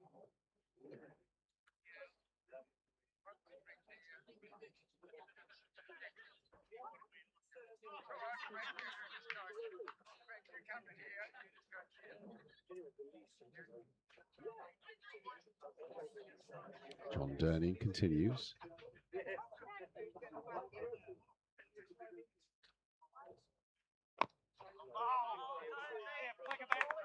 Pulled through by Simon Battersby.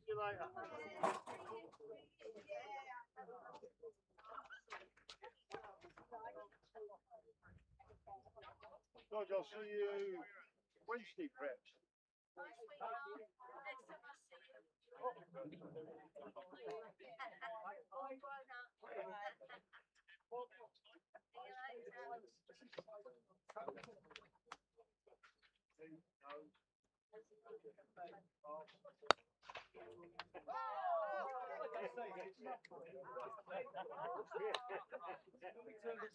I think that may be the 3rd instance today of a bowler diverting the ball onto the stumps.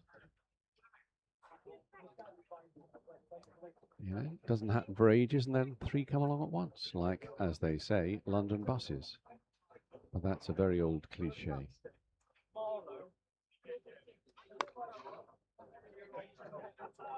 Full toss, not dispatched by Simon Battersby. End of the over. So, I say again, I do, in case you've just joined us, perhaps been surprised to find the live stream coverage going on. Had a lot of problems with our connection this morning. I only managed to register it, thanks to Steve Dello's amazing lateral thinking. We were going to bring you an interview that I did the other day with former England captain Mike Gatting, remembering the first occasion when New Zealand beat England in a test match in 1978 in Wellington. Gat wasn't playing, but he was 12th man, remembers what happened in a lot of detail. We will hopefully run that interview on Tuesday, the next game in this series, final game in this series. It is a fascinating listen. I think it was something like the 43rd, 44th test match between the two sides. Again, Neil Calvert just waiting for that loop delivery, not rushing, getting a rush of blood to the head. And we also hope to bring you an interview with Duncan Hamilton, who, as it were on cue, published this summer a wonderful new biography of Gary Sobers. Look, first reverse shot of the day. Reverse paddle, was it going to be? Was a reverse sweep requires that a gentleman of over the age of 70 to actually bend down considerably to complete the shot. So perhaps the paddle is the shot for an over 70s player. I shouldn't have said that, though. I do realise that, being an over 70 myself. Again, waiting for that delivery. So, absolutely fascinating. As we know, Sir Garfield Sobers died this summer. And we felt that insofar as he is a universally regarded cricketer, we should have an interview to remember him as part of the coverage of this series. 4 more to Simon Battersby there. 2 fielders unable to stop it. More dusty trousers. And also, if we can fit it in on Tuesday, a lot to fit in on Tuesday, as an interview with the legendary New Zealand sports writer Lynn McConnell, talking about the historic rise of New Zealand cricket across many decades. And Lynn is an absolute mine of information. So we don't so much cover the modern era when itself, where New Zealand are very much a force in world cricket. We talk about the means by which it got there. So we'll try and fit that all in on Tuesday if we possibly can. That's the end of the over, as you can see. Perhaps we should start up an hour early, Steve, and we could do just play interviews before the game. But even if we can't post them during the game, I think we'll find another means of enabling you to access them on the seniors website.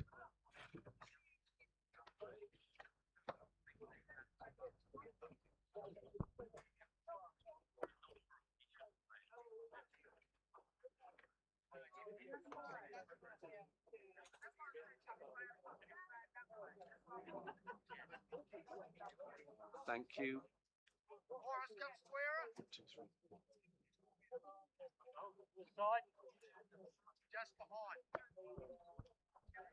So 123 for 1 of 20 overs, 15 to go, and this is Bevin Guthrie from the Rectory Close end. I know you think it should be called the housing estate end. I would agree with you personally, but that apparently is how they call it here.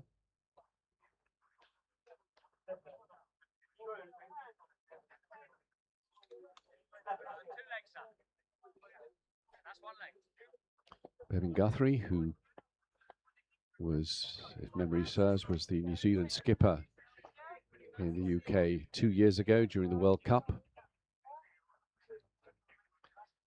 Now, vice captain of New Zealand.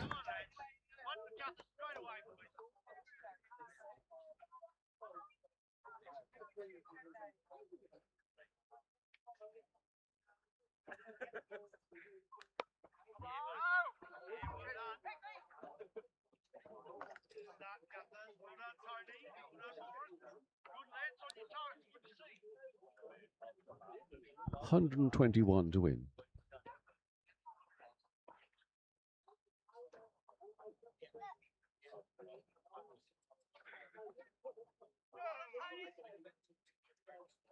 Run rate so far 6.2, acquired rate 4.8.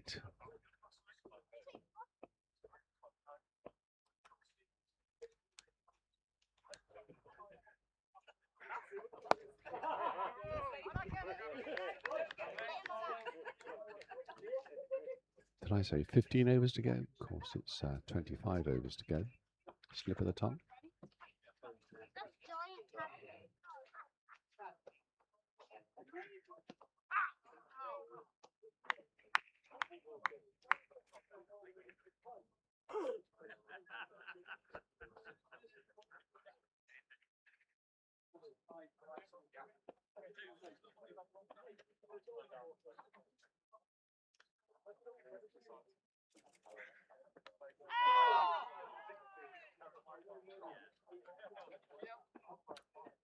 That was an edge.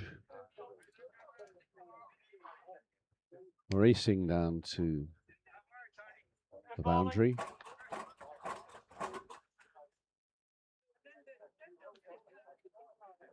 They all count. Saw a few of those during the New Zealand innings. 4 more to Neil Calvert. Teasing length from Bevin Guthrie. Decent over first up.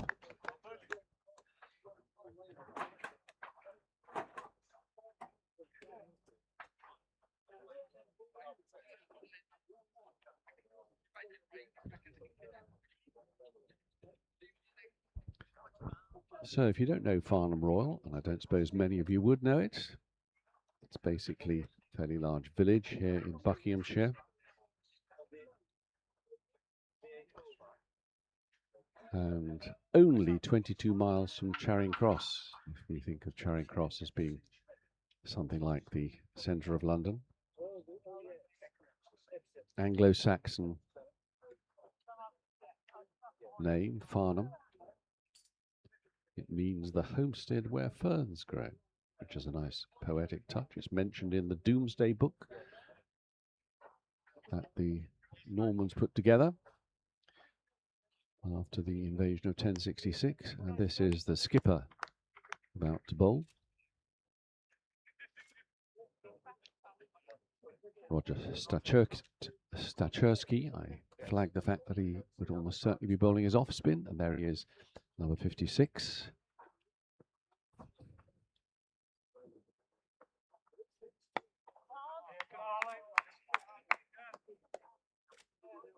And why is it called Farnham Royal? Well, back in the late 11th century,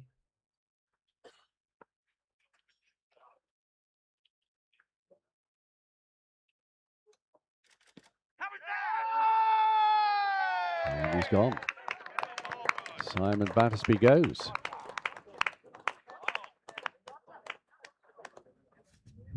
And Roger Stacherski strikes immediately.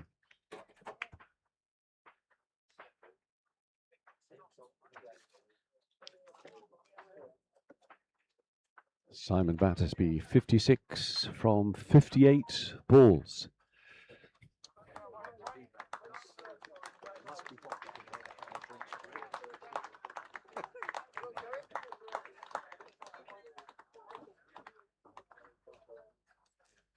So we'll now have two left-handers together, if memory serves. Derek Tao batting number 4 for England.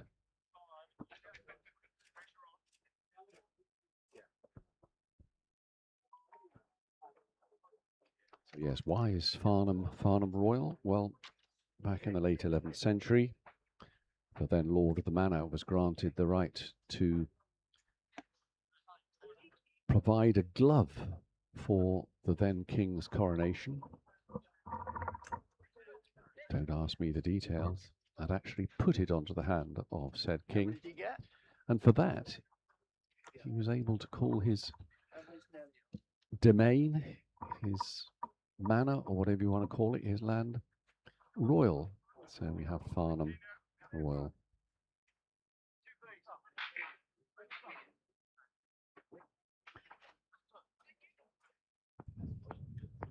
And we're close to Windsor Castle. There's a royal connection, not far away. Very busy, I'm sure, with tourists today. Heathrow is not far away. Likewise, Slough, which I don't drive through very often. But it has one huge claim to fame, Slough. Slough is very often made fun of, for reasons which aren't always clear. But that's where one of the great astronomers of all time, William Herschel, put up a mammoth-sized telescope which he constructed himself. He was a brilliant crafter of mirrors, and the work that he did on mapping the universe makes even current-day astronomers absolutely gasp.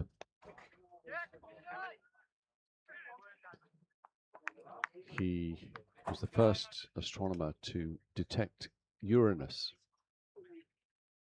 It's all down to William Herschel, and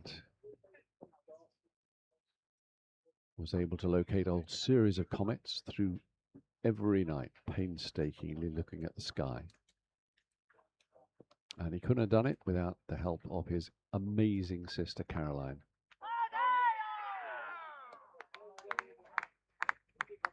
who was basically the person that wrote down all his observations.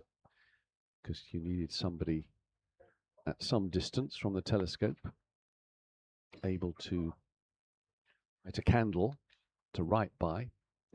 If you did that yourself as the astronomer, it would alter your eyesight and make you less able to detect stuff up there. Bit of a distraction from the cricket, but it really is a sacred spot in the planet, Slough, because of that.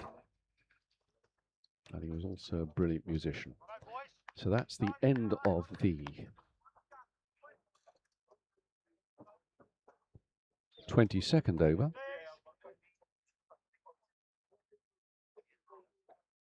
128 for 2, England. Needing 116 now to win in 23 overs. Will we have a nail biter?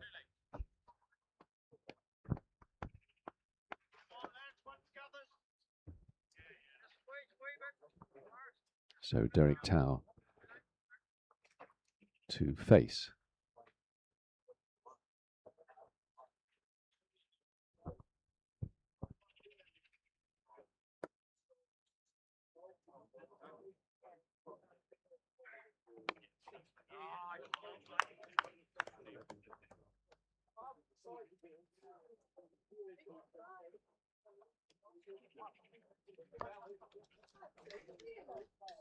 Pardon? Yeah, he's just gone for a walk around the boundary. Bevan Guthrie still from the Rectory close end, wearing 10. The England players have names on their backs.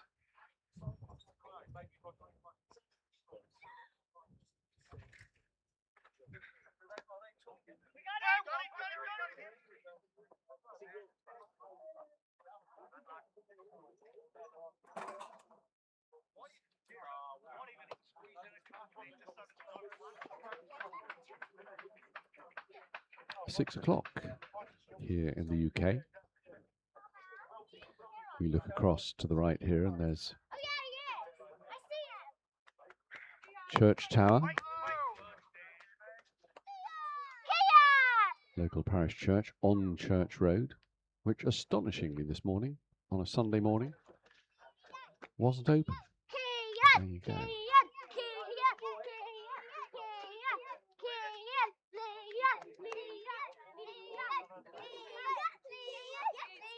So this is impressive stuff from Bevan Guthrie,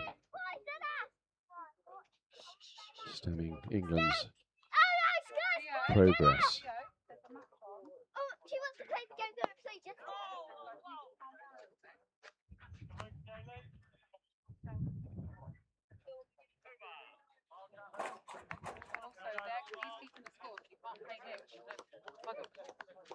Hey, look, they've got cameras on and everything. And we only need 100. We only need 100.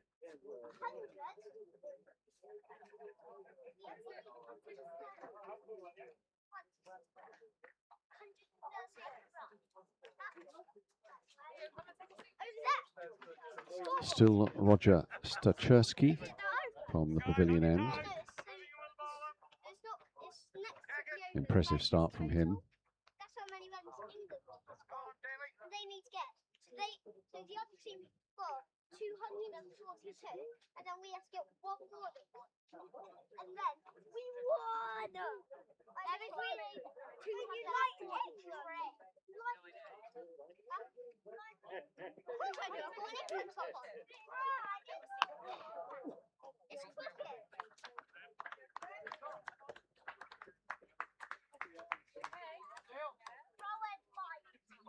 Four more to Neil Calvert.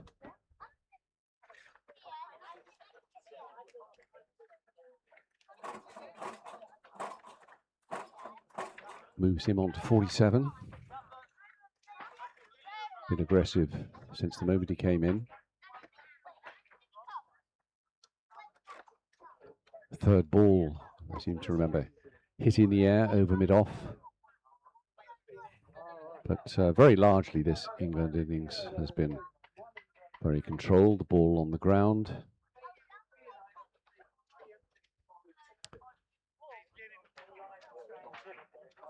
And where is the ball?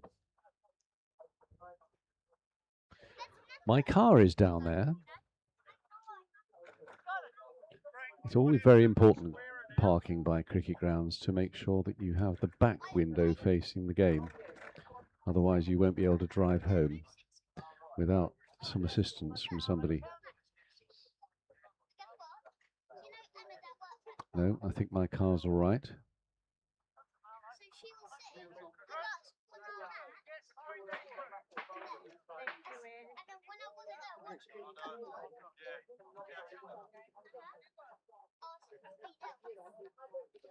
$110 to win, England. And the ball being inspected.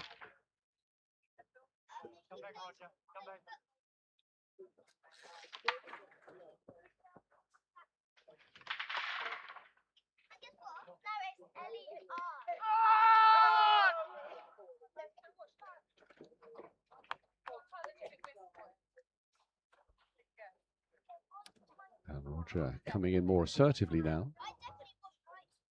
And he's warmed up.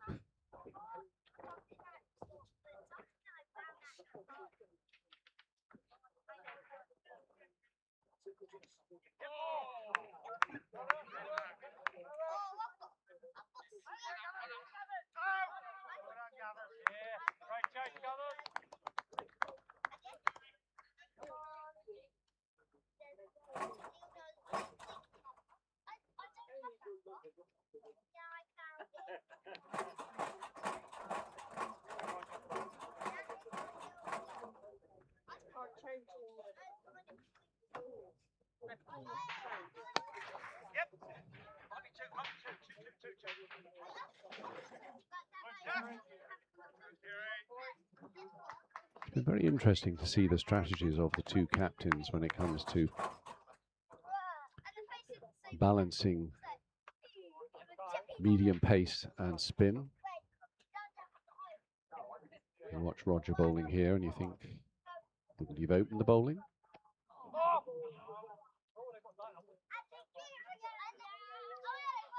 England opened with medium pace from Terry Edwards and spin from the other end.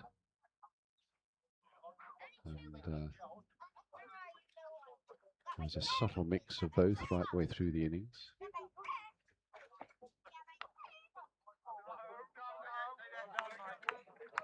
And the last over bowled by Marcus Young, bowling leg spinners. Interesting.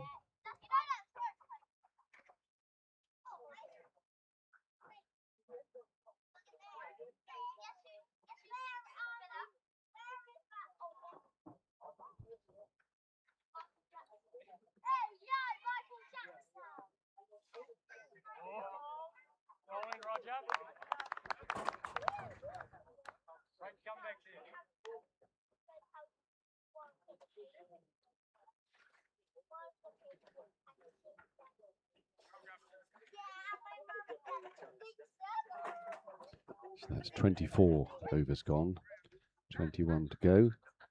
Neil Calvert on the cusp of half century. Derek Towell feeling his way in.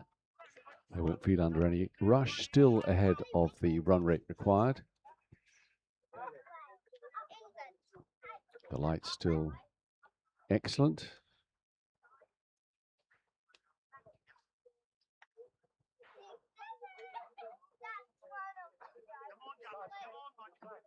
And down the bottom end of the ground we see New Zealand flag, Silver Fern flag, fluttering in what breeze there is. Not a lot of breeze today.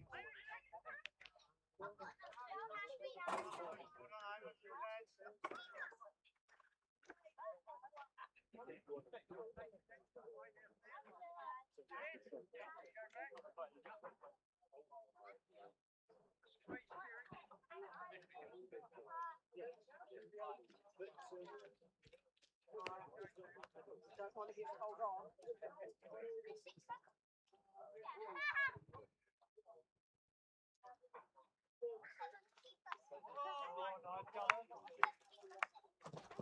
Good, Tony.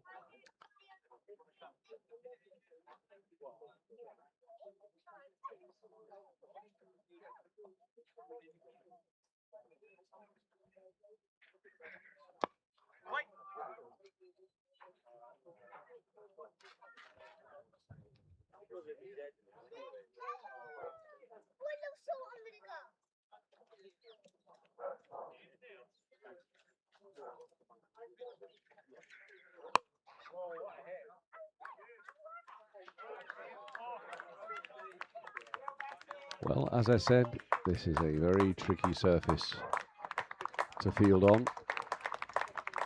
And that's 50 to Neil Calvert.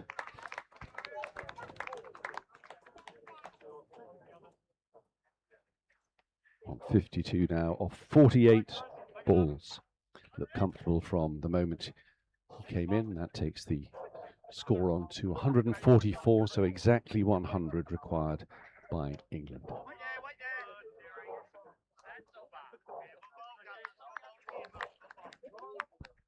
The end of Bevan Guthrie's over, I think his third over.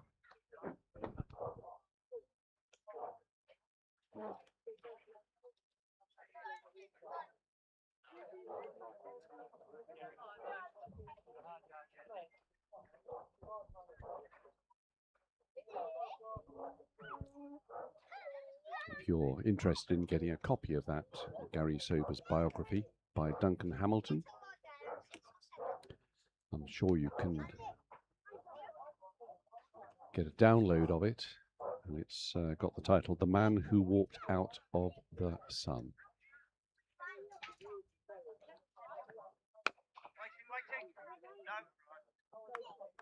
And one of its great virtues is the range of pen pictures of other famous cricketers, like Frank Worrell, the legendary West Indian skipper, Richie Benaud, and others. And there's a wonderful account of the famous Tide Test in Australia in 1961. Day by day account of that game. I saw Gary Sobers just the once. 1970, playing for the rest of the world against England at Lord's. Every time as a kid I'd gone to the first day of a test match, which I like to go to, the first day. The opposition, England's opposition, had batted. Every time I was disappointed, so I was delighted when England were batting at Lord's in 1970. But Gary Sobers proceeded to aid the rest of the world in destroying the England first innings. So that was a very unpleasant experience. And I had to watch Barry Richards make loads and loads of runs on that first day. But you couldn't but admire that amazing Gary Sobers bowling action. Just everything he did, batting, bowling, fielding, was so lithe and stylish. Wonderful batsman, bowled orthodox and unorthodox spinners, as well as pace bowling, amazing fielder.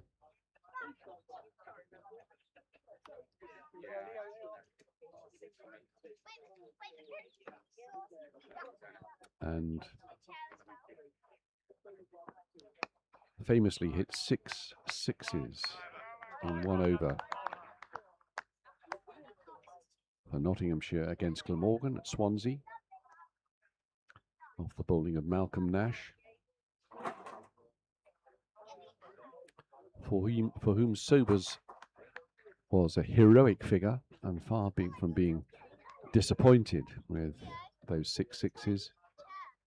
He felt it was an honour to be forever associated with the name of Gary Sobers in that way. And look, I've been talking about it.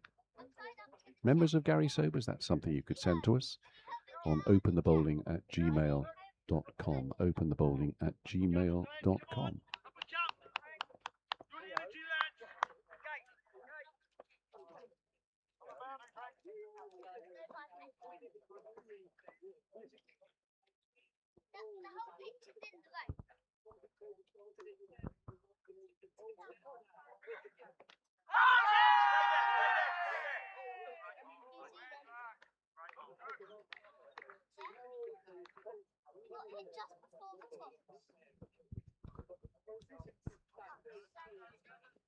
I'm sorry, Niru Gupta sent me an email from, I'm quite sure where, but he's an Aussie, and I got a feeling that he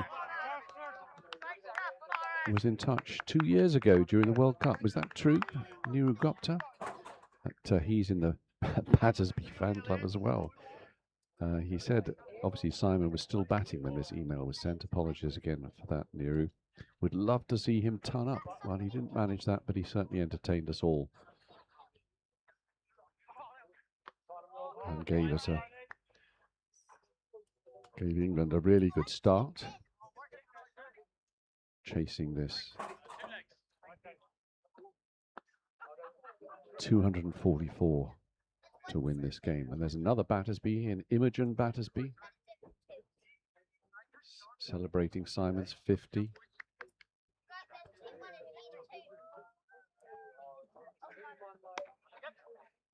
And congratulating Neil Colbert as well.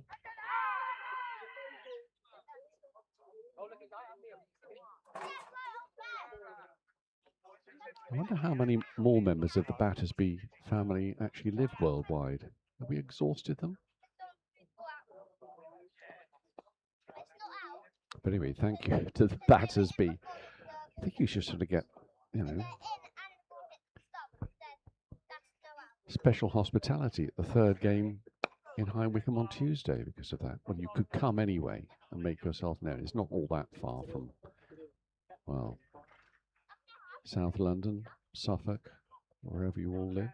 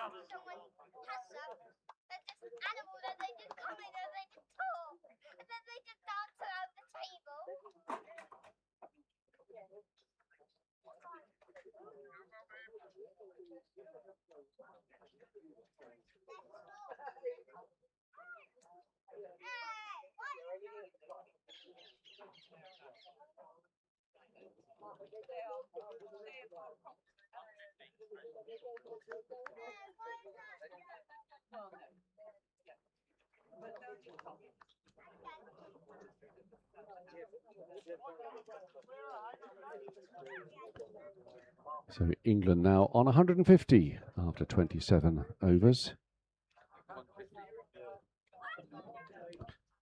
So 94 need to win.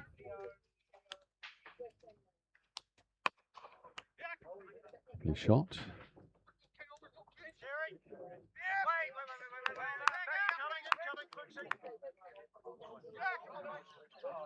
Overthrows there, just the one overthrow.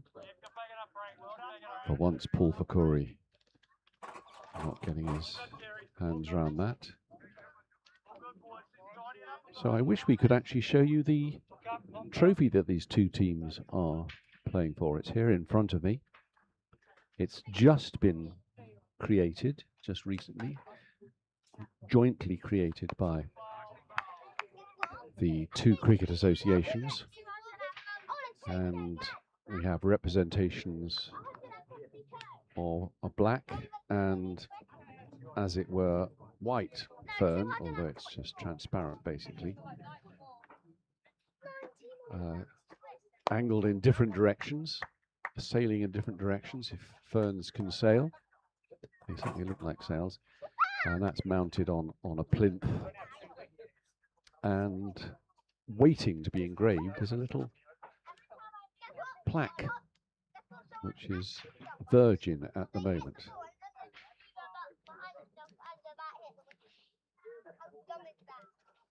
So it's not very large, it's only about 9-10 inches high and 8 inches wide, the plinth. That's a lovely thing. We'll try and make sure that you see an image of that on the website. Quick single.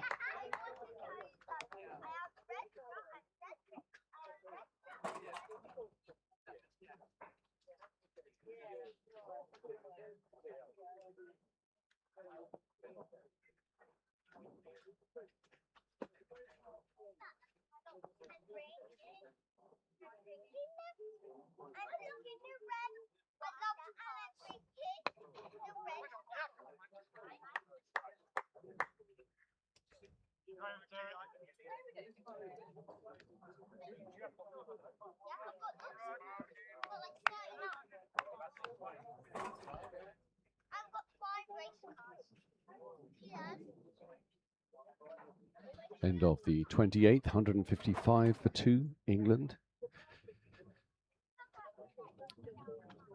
Batting still to come. John Evans, the skipper. Dave T, Nick Andrews, Marcus Young, Rupert Staple, Stuart Nye, Terry Edwards, and Paul Abraham, the wicketkeeper.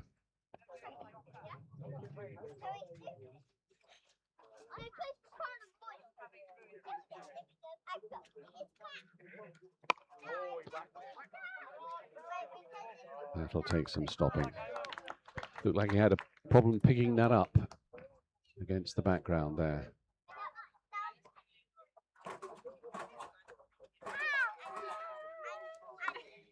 Fielded by a woman in a white skirt.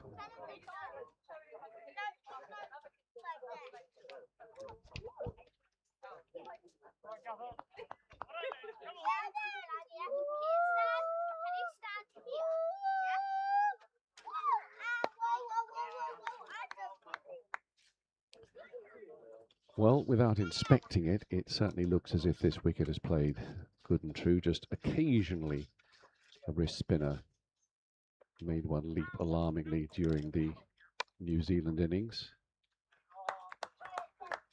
That's a nicely manufactured shot there. Neil Calvert. Now, has Neil got a fan club as well? It's been mentioned in the last Battersby missive. Are there Calverts out there? You can get in touch. openthebowling@gmail.com. Oh, that's gone high up in the air. What's going to happen to that? And that's well taken. That's well taken. Wicketkeeper Tony Penny. That came down with ice on it.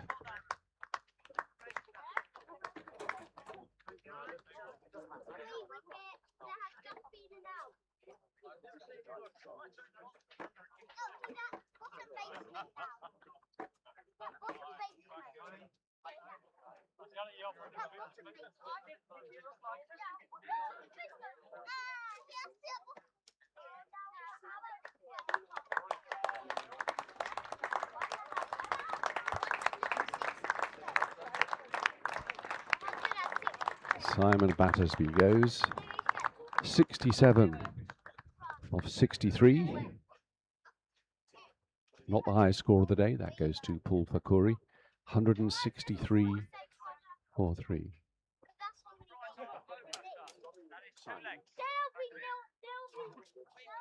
So England still needing 81.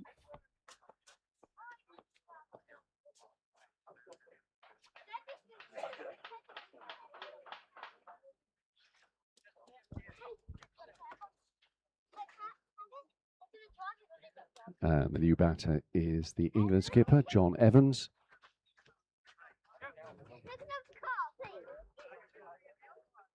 Crafter of many a sizable knock for England.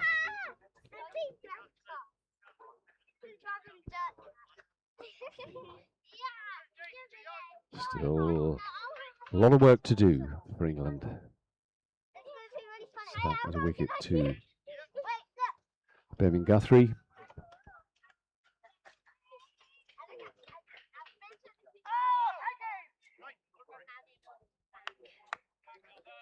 Teasing length. Do you play backward or forward? And John Evans didn't do either really there. I've got a good idea. Pretend he's on 6 over. Yeah, and then he gets past 6. And he's off the mark. Just every now and again, suggestion of a ball keeping fraction low. But my goodness, it's been a problem this summer for groundsmen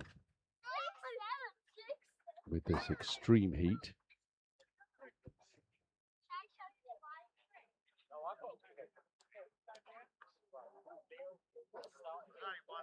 The New Zealand skipper, Roger Stacherski, continuing from the pavilion end. Still a way to go in this game.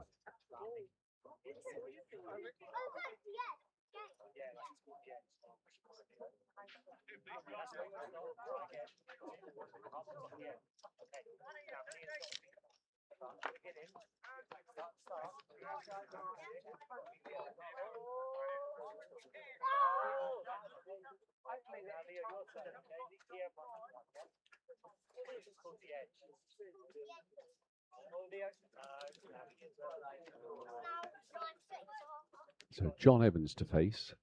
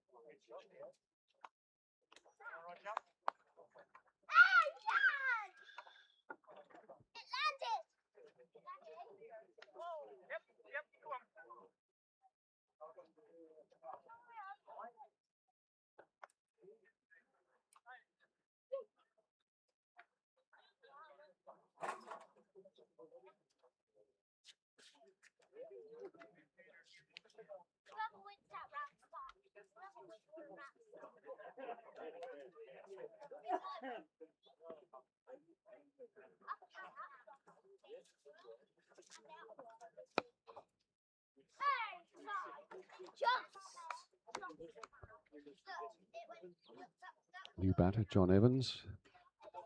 As I say, England captain.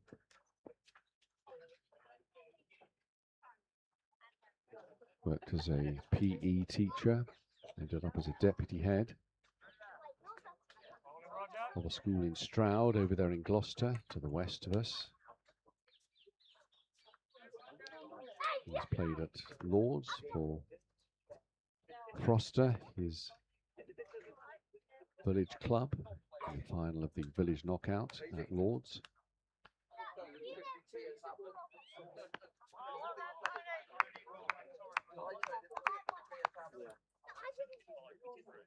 And he lifted the World Cup not just at Wormsley here in the UK 2 years ago, but over the winter on the other side of the world.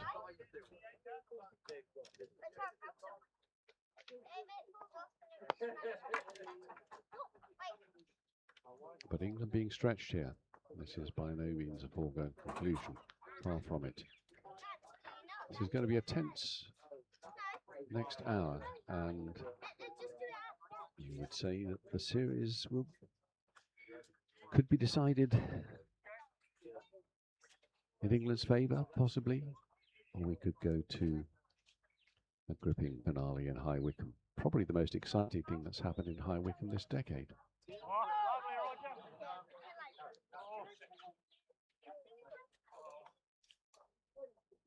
Not that there's that much competition. Look at the score.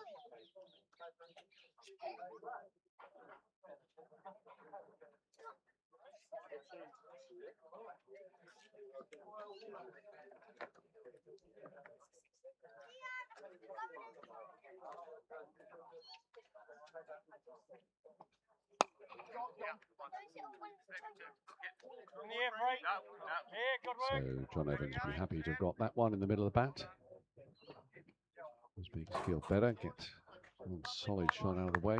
End of another very tight over from the skipper.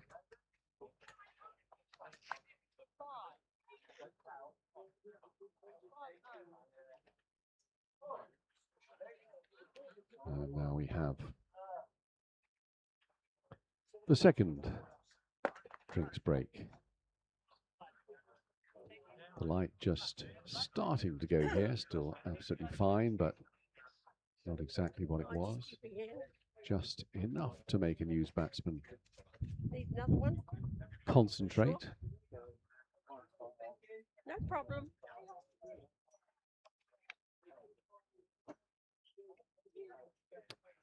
The people I really feel for today in this hot weather are two umpires, John Holland and Ian Pulsford.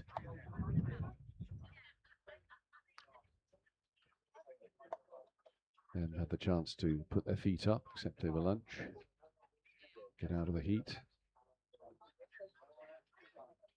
There's just a suggestion that things are going to be cooling down and maybe some rain in the forecast in the coming days, but by no means certain. You've heard that before.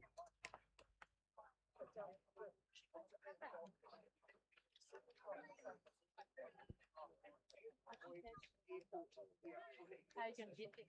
The bus. Yeah, it's not mine. Have you got the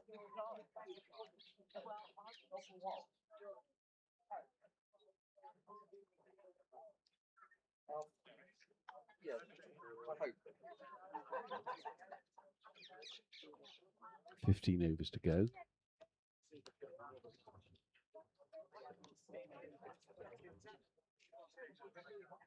.76 required off that 15, so that's pretty well exactly 5 and over.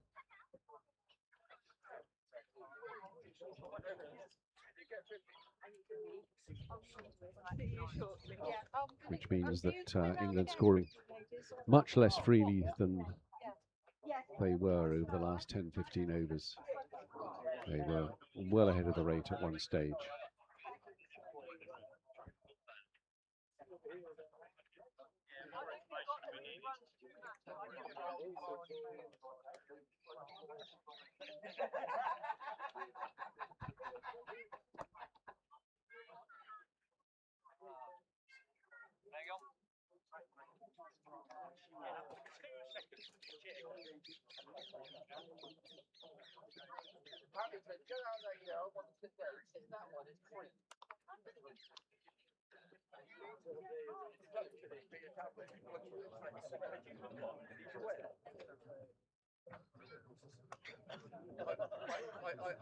I get it.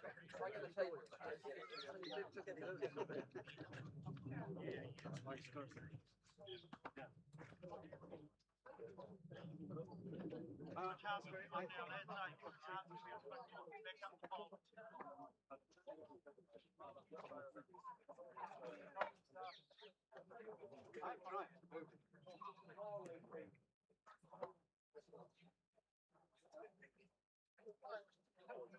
Thank you. You're allowing me to sit around and celebrate with you.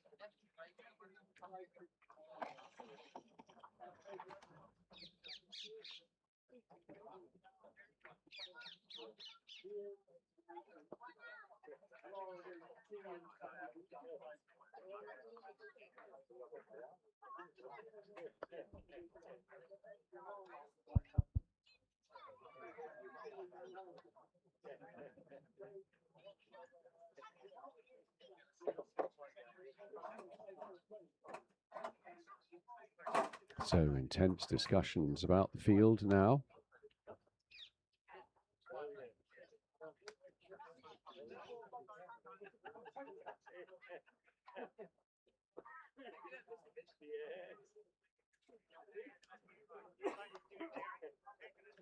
The skipper and vice captain really made a difference here.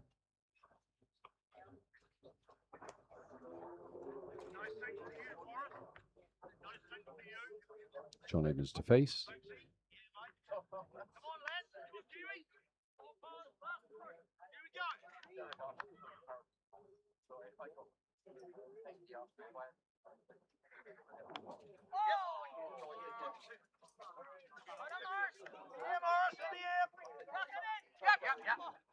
I won't get any.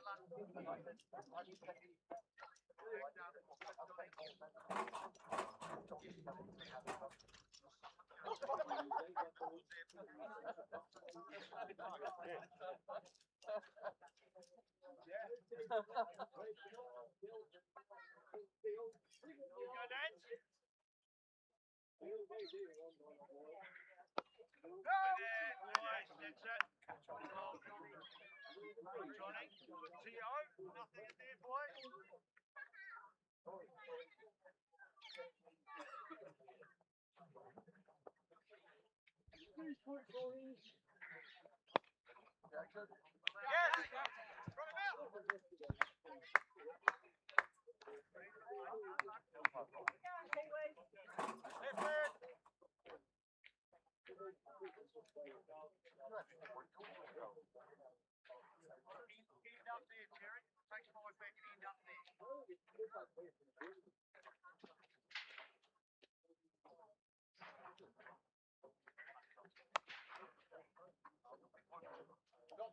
Just the one.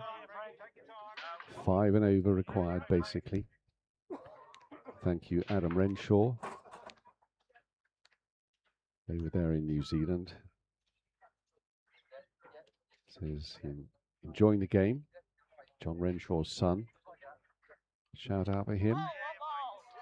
Can't shout it out round the ground, John, but people all over the place will nonetheless hear this. And a big shout out to Anne Marie Renshaw, who turns 70 on the 12th. Says, enjoy the sunshine. And he's reminding you that it's fresh and cold back home. Yeah, we could do with a bit of fresh and cold, John. It's the humidity today that's causing, we know, 1 or 2 players to struggle. England were out in the field for well over 3 hours. The duration of the New Zealand innings. And, you know, these are not youngsters, they're extraordinarily fit. But Anno Domini,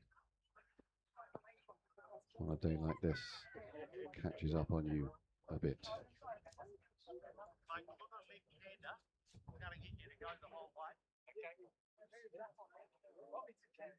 Ah, and Adam says, can the kids in the background please quiet it down a bit? You think they're the adults or the adult kids? There's 1 or 2 noisy people. And the New Zealand wives and girlfriends next to me here, they make quite a lot of noise. We've had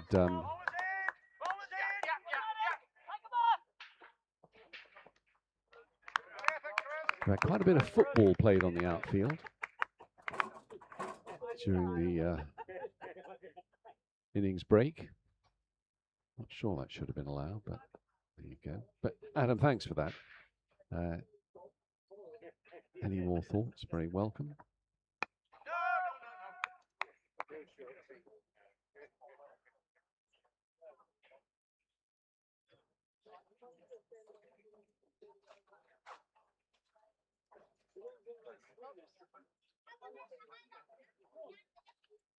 .68 needed.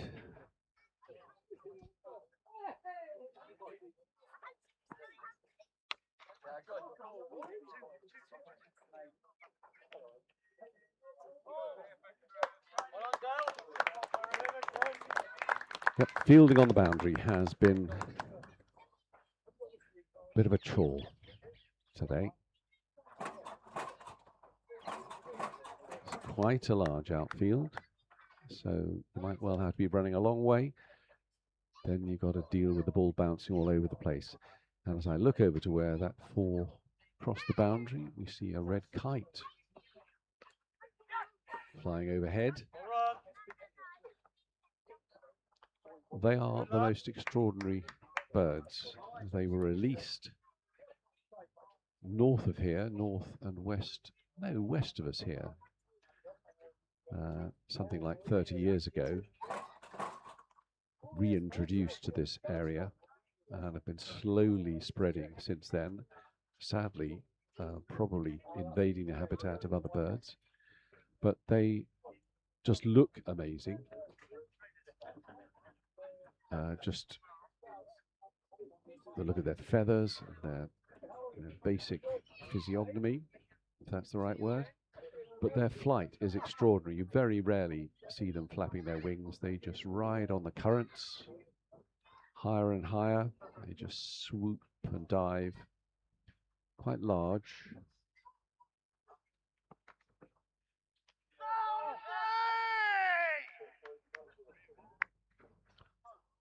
But they are also a little bit like seagulls.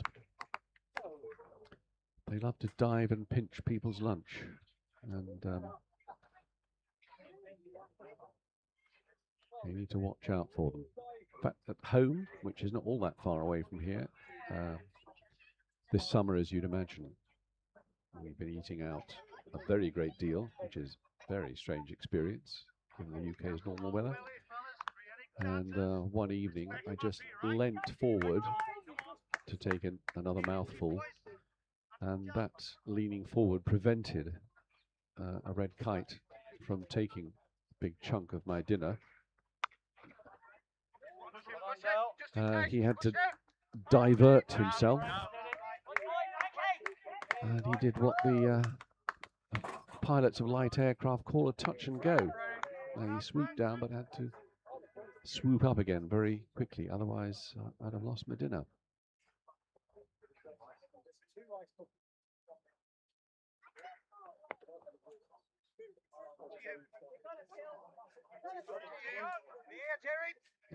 More than the one there.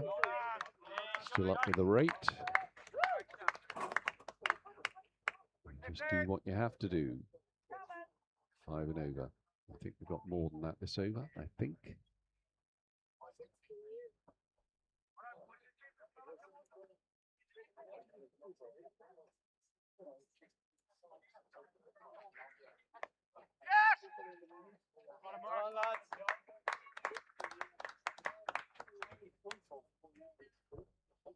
So 60 exactly required.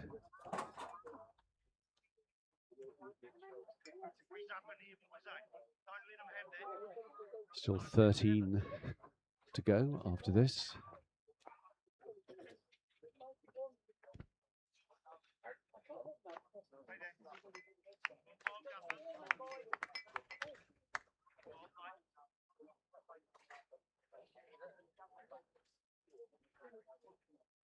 You could just join the coverage. A reminder that the final game of this 3-match series takes place at High Wycombe on Tuesday. Starts at half an hour after noon, 12:30 p.m. Be brought to you, technology permitting, from half an hour before that. I should think that will probably go. Mellow sound off the bat. It's a long chase round here.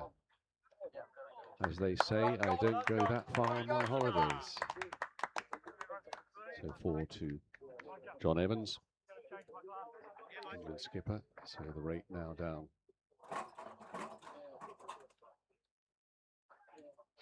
Under 5. So just confirm with our engineer, we will be up and running at 12 o'clock on Tuesday, 12 noon UK time, which I think is 11 in the evening in New Zealand. Hey, if it's a nail-biter decider, you'd want to be there, wouldn't you? Yes, you would.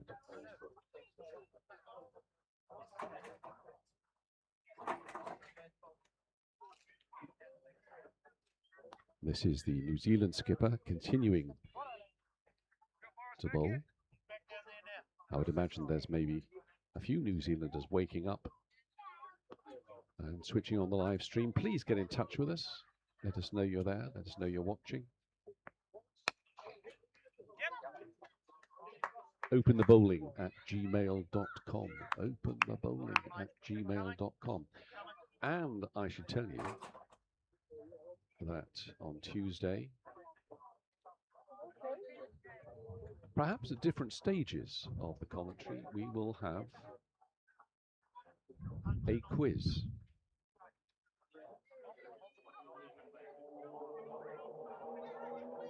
Please don't let that stop you beaming in. This is a quiz about the history of New Zealand and England test matches. No prizes unless you really do insist.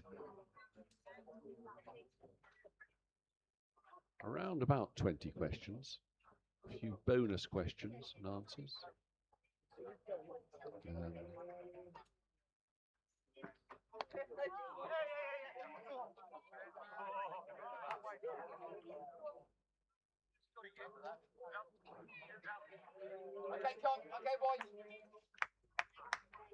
For run signal. And I'll tell you the interesting thing. In my line of business, I do use AI a fair amount to find out factual information. Of course, you always have to check it.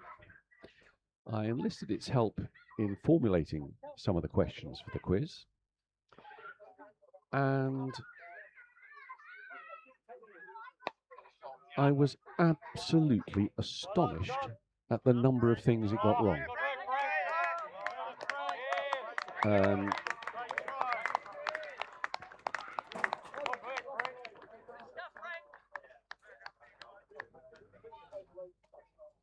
People who enjoyed my quiz here at Farnham Royal earlier today, yes, they really did enjoy it.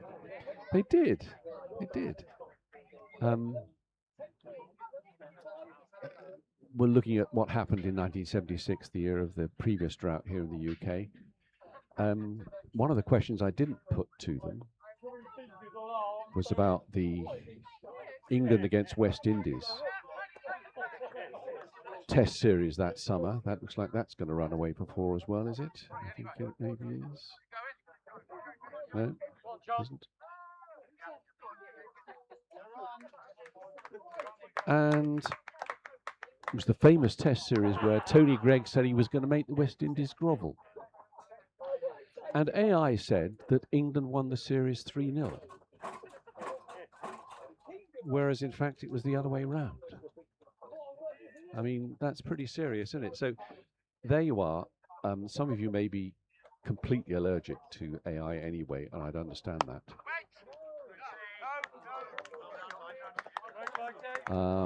But if you're not, and you like to use it, you know, you've really got to be so careful to check stuff.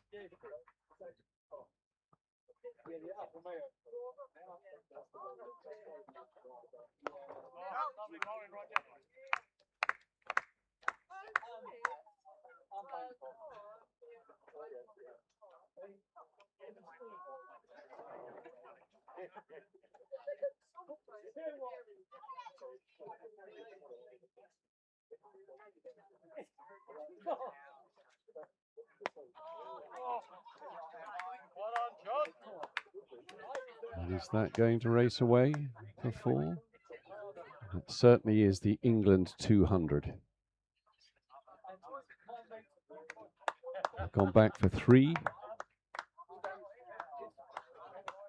No, it's just the 3. England 201 now after 34, I think it is.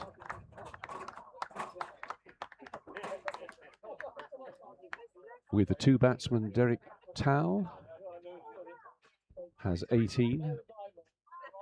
John Evans, the skipper, on 20. I should say I'm lucky enough to be settled close by the score box. Been terribly helpful. Steve is also following the score here, so get the fully authentic stuff. So England above the required rate. 43 to win the trophy. But I would hope that the trophy would not be presented until High Wycombe. But that's prejudging the issue. A lot could happen yet. 11 overs to go.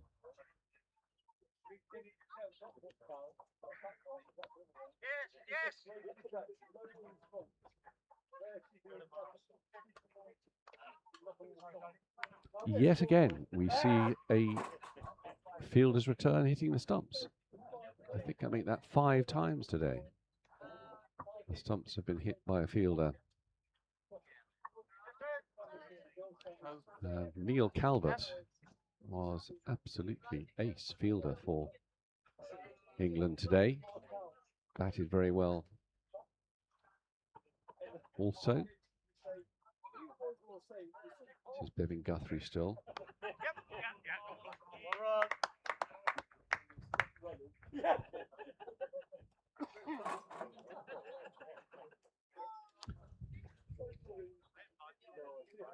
So no need for panic. And interesting that the skipper's keeping the field relatively tight.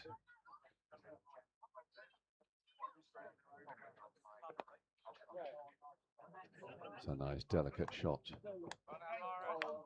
Just the one. More football.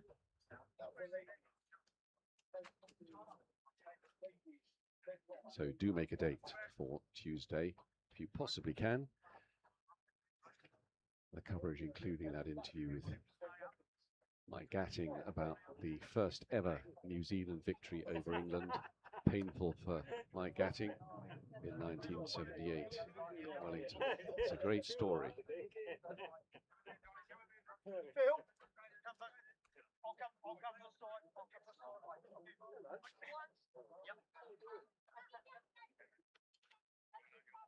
Mike Gatting also has some interesting thoughts on just why New Zealand have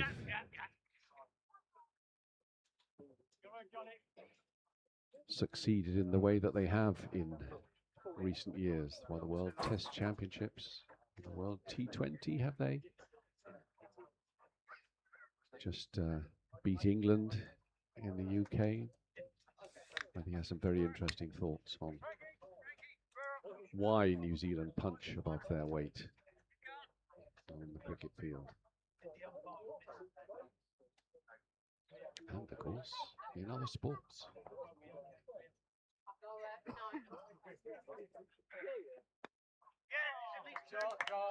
That's a lovely little, that is going to go away, I think. That is going to make it.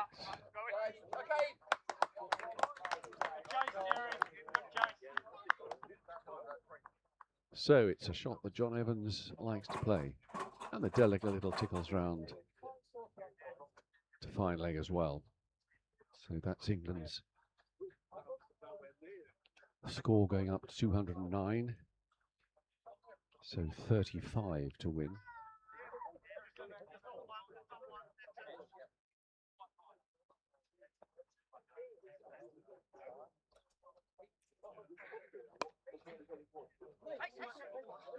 That's going to race away as well. I think they'd be lucky to pick up that. And it's gone. Yep.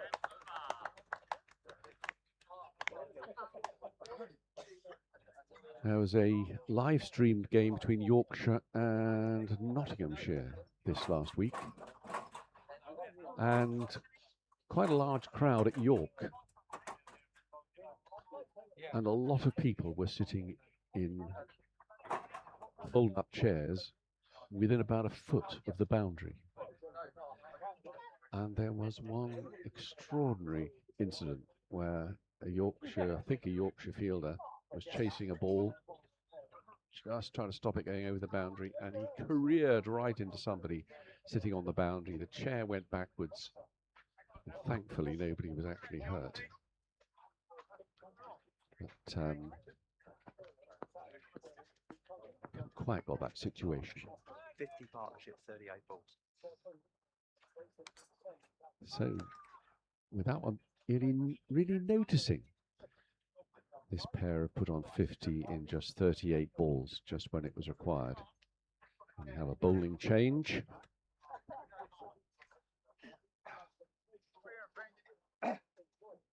And John Durning trying his luck from the other end. England needing 31 to win.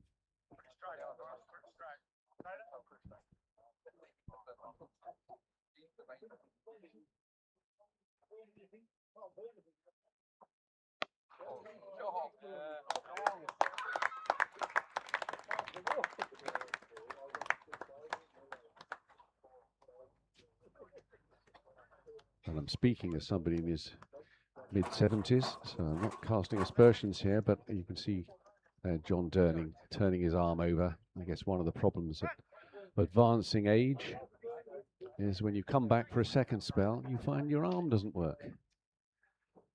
Need some WD-40. Forgot to bring mine. There it goes again. Try stopping that. Well, Derek Tower had a very cautious start.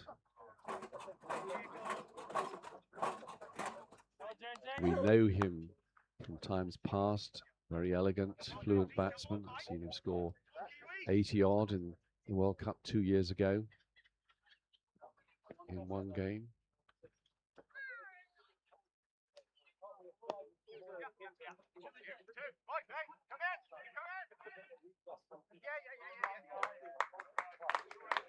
And that's very well run.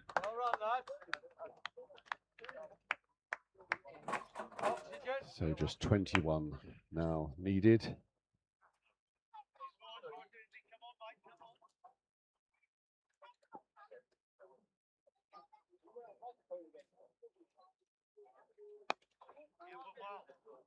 One way or another, it's almost time to send a WhatsApp to my wife to say, put supper ready for 8 o'clock.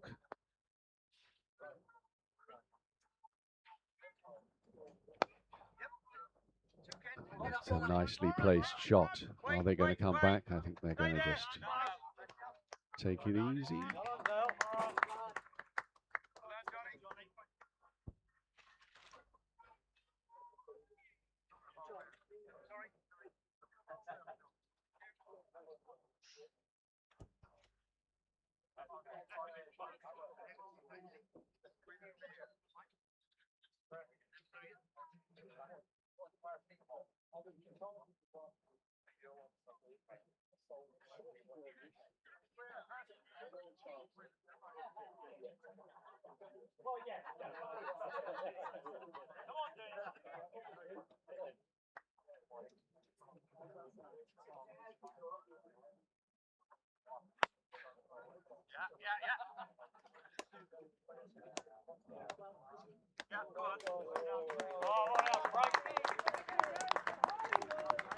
Great bit of footwork.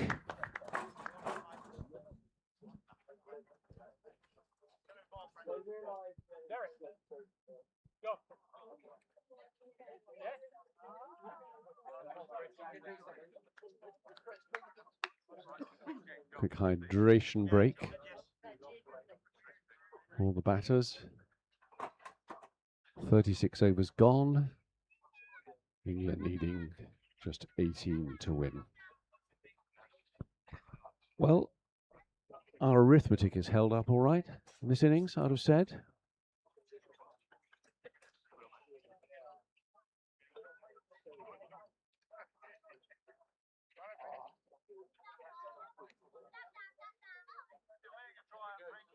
So it's going to be tough for both sides. Getting some rest just for one day, then back at it on Tuesday. I haven't looked what the weather's going to be like, but there again, it always depends which app you're looking at. My wife said 5 days of rain this week. My app had nothing. How is this possible? on, Frank.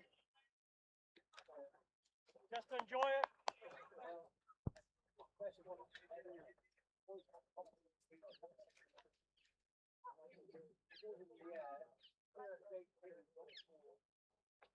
Yeah, plenty. At least two, probably four, mate. Sorry.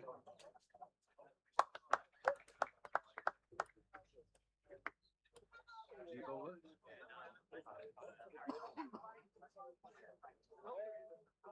Thank you. We have a new bowler from the Rectory close end. Frank Walsh, whom we've not seen at all today. I'm sure he's done some fielding, but didn't see him bat.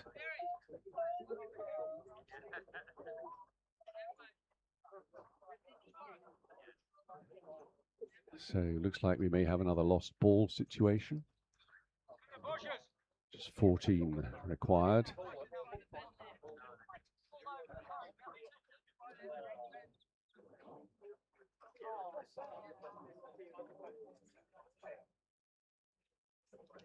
We can't do both. We can't do both. Oh, sorry. I thought you were talking to the crowd.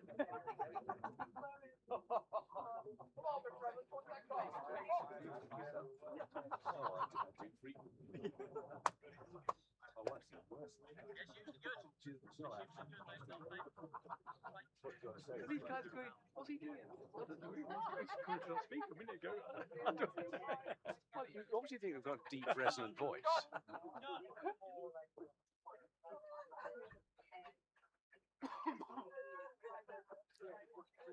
So, looks like we may be using a spare ball.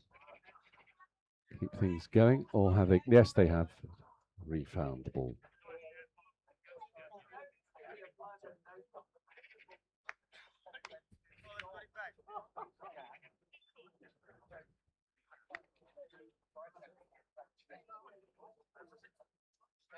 So, net result of that, 14 required for England. 7 wickets in hand.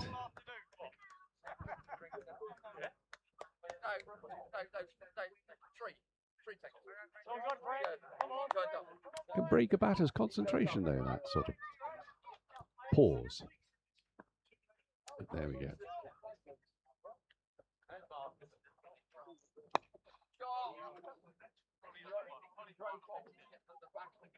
Derek Tao looking much more his usual self now. I should think he's knackered though, to use a technical term.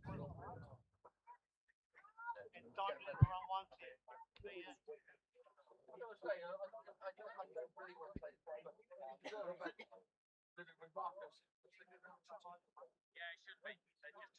Just turn it down if you need it.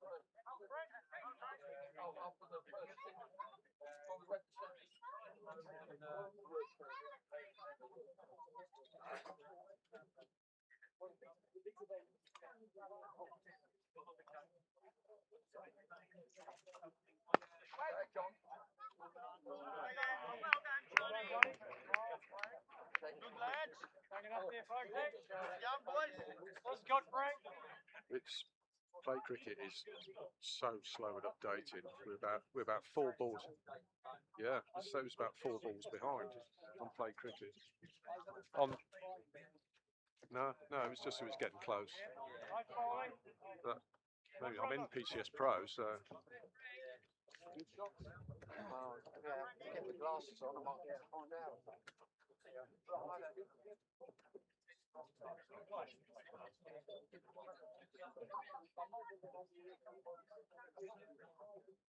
Alright, Frank. Alright. Good. Well, Frank Walsh looking more than useful. Decent pace. Decent length.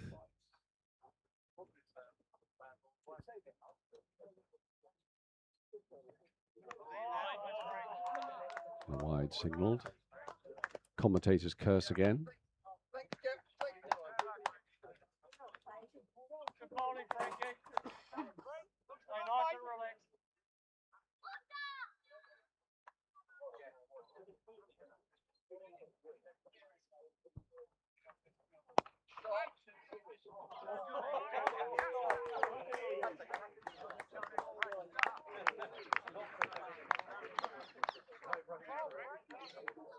So a decent over from Frank Walsh there. Just the 3 off it.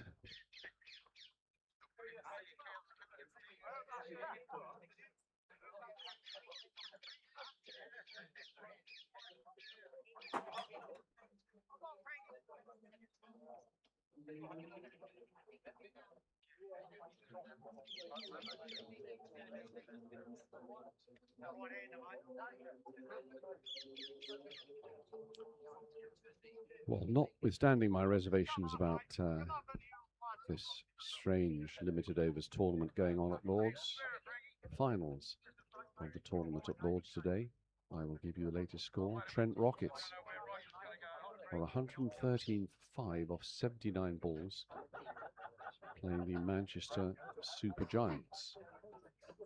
Well, there's some batting firepower in the Super Giants, e.g. Joss Butler. So that's not enough at the moment. So again, that delicate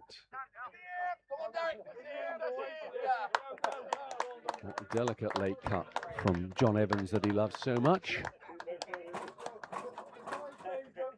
So that's just 8 runs to win. Do we have a predictor on your screen, Steve Dello?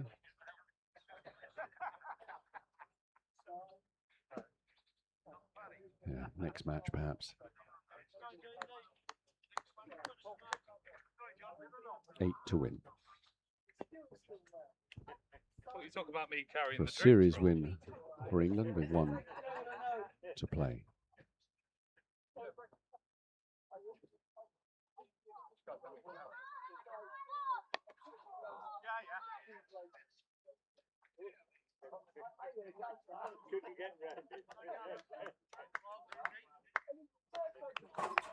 It's been a terrific contest. Looks like it's going England's way, but it's been a terrific contest all day. Some fine knocks from the batsmen, but some really mean bowling.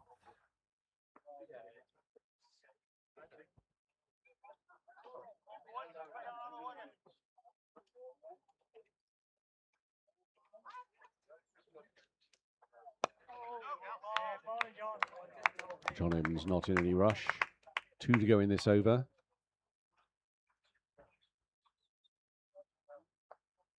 Skipper will want to be there.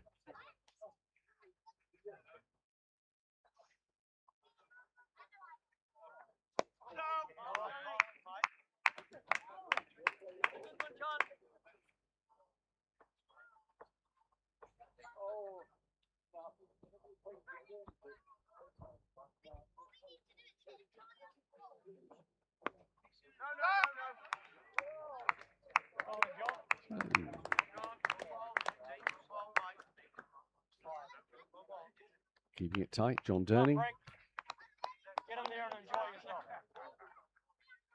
7 to win, 2-3-7 for 3 England.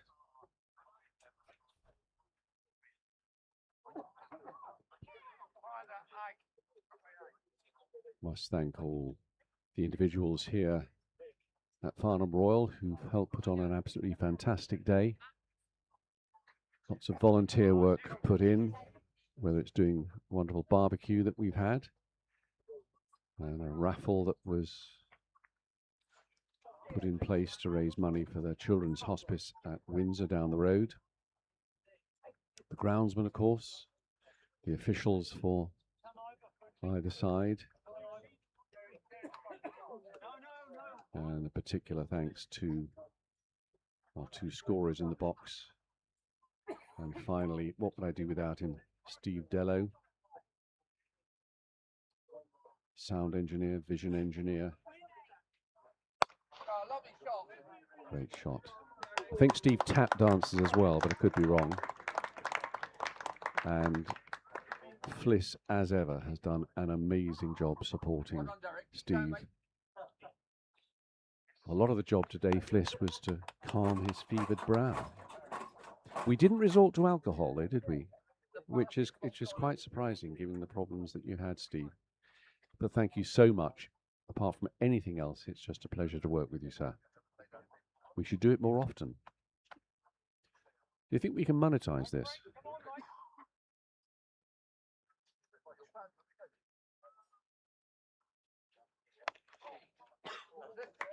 And there it is.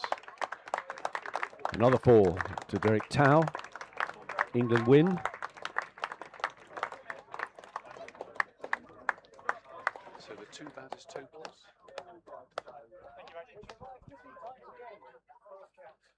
So John Evans finishes on 36. Derek Tao on 41. England's final score 245 for 3. And we were in the 38th over, so overs to spare. In the end, it didn't look so very close, but my goodness, it really was. That could have gone either way.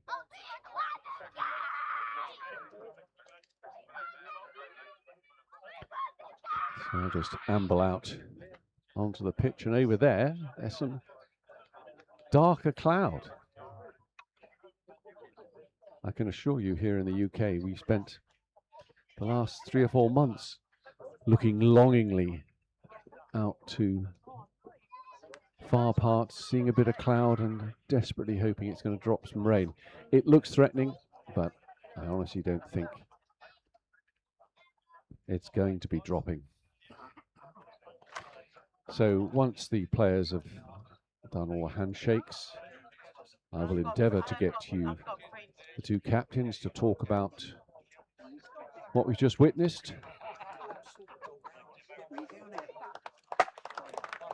Oh, that's it. Oh, I don't really want to do that. So contributions all down the order to England. Everyone made runs, only 3 wickets down. And it's been a great spirit between these 2 sides. Evidence not least in the photograph taken before play where the 2 teams intermingled for the photograph. I don't know if you can see the shot of them shaking hands, but there's genuine warmth. And sharing a wonderful experience that wasn't available to so many cricketers of this age in times past, this idea of playing not just county and association cricket, but international cricket as well. There was talk of even having an over 80s World Cup in the future, and it wouldn't surprise me. Wouldn't surprise me.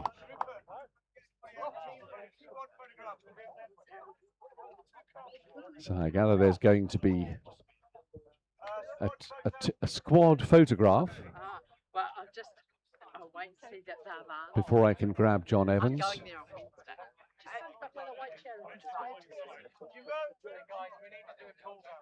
They haven't answered.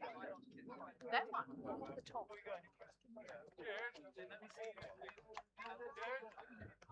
And it does look as if the trophy is not going to be presented today. I think that's fair enough. We'll save that for High Wycombe on Tuesday.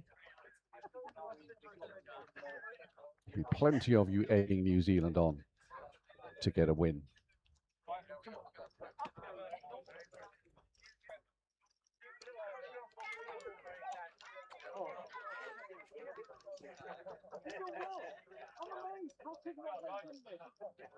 No. What happened? So as is often the case, getting people together for a group photo is like herding cats. Well, we're still streaming. Hope I can still be heard out here. Steve will put his thumb up if I can. Come on. The head. There you are. It's on there. Anybody missing for the picture? Yeah, it's a little bit unbalanced, the picture. They're online.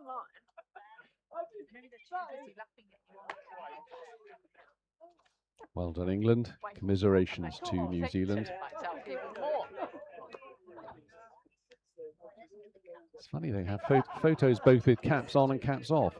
Take the caps off and suddenly there's a shock of White hair, greying hair.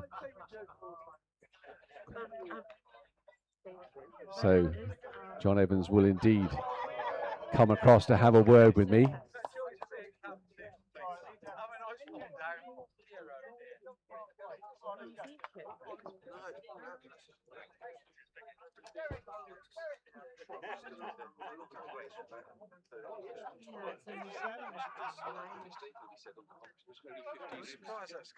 Never had it happen before. Hopefully there's a camera up there where people. So, well, whatever you like. Well, John Evans, the England skipper, is joining me. Many congratulations to you, John. But, I mean, look, playing cricket, look, at our advanced age, I was tired just sitting there all day. I mean, seriously, it's a struggle playing in these conditions, isn't it? It's not the easiest, and it was probably the worst fielding performance I've ever seen from our lads in 4 years. And I think a lot of that is with the drought, the conditions, the outfield, despite all their efforts, is bouncy. But yeah, I was perhaps a little bit disappointed with our fielding and bowling display. But we fought back really well. It looked at one stage like they were going to get 280, 290, which would have been a bit more challenging, wouldn't it? So I thought we fought back really well. And then, pretty much everybody contributed with the bat. So it was perfect. I mean, I've seen Paul Fakuri bat well. We know he's got a first-class, pedigree. But Tony Penny, I've not seen bat before, and that was a terrific knock as well. Yeah, Tony, he batted really well. He showed signs last week. And Hamish at number 3, he's just got a great eye. He doesn't sort of play that many classical shots, but the shots he plays are very effective. So I honestly thought 280, 290. I probably was delighted with the fact that we kept it down to 240 in the end, and it probably meant that we ended up winning it fairly comfortably. Well, England got off to a rocket of a start, 50 up in no time at all, and then things got a bit sticky. I mean, there's some really, really tight bowling, not least from the skipper and the vice captain. I mean, it really looked a little. Well, you were saying to me as we came across here, at one stage looked a little bit dodgy. You were a bit worried. It was. I knew they were their best 2 bowlers, and I was a bit surprised they kept them back a little bit. But I understand why, because a few wickets down. But I think that was quite good for us, because Derek and I knew that if we just batted and got 4 or so and over against them by just batting, not taking too many risks, then at the end of the day we'd probably get there, and it proved to be the case, really. So yeah. Okay, we started off by talking about the conditions. You were out there for a long time in the field, but here we are, 7:15. I mean, going out to bat. Having been out in this heat all that time, I mean, that must be really tricky, the sort of concentration that you need. I think we're all used to it, aren't we? We all love batting, to be honest. To me, it's the best thing in cricket. I know bowlers would say something different, but if I could bat, I'd be agreeing with you. Yeah, and to bat with Derek, I love batting with Derek, and the right-hand, left-hand partnership helped as well. We had a good one on last Sunday with Chris Evans, left-hand, right-hand. It makes it harder for the bowlers to get a consistent line and length. So it just worked well for us. And we've got a quick turnaround now. A game on Tuesday. I mean, is the team staying together? People aren't dashing off to the 4 wins. No, we're losing a couple, because we said all along that most people would play 3, but some people would play only 2. So we tried to cut down on travelling for one of the guys for 1 game last week, and this week the round of the 60s Cup, and Jim Phillips is important for Kent. So he's having a rest that day. Chris Evans will come back in. So we're changing it around, and we try and keep everybody involved and interested by rotating the batting order a bit, rotating the bowler. A few bowlers today didn't have so much of a go, and now, particularly now we've won the series, I'll make sure that those other guys get a fair go next Tuesday. I am available for Tuesday. I'm in the right age. I'm not quite sure where my cricket boots are. But look, John Evans, many congratulations, and we look forward to Tuesday. Lovely. Pleasure. Okay. Thanks, guys. Thanks very much.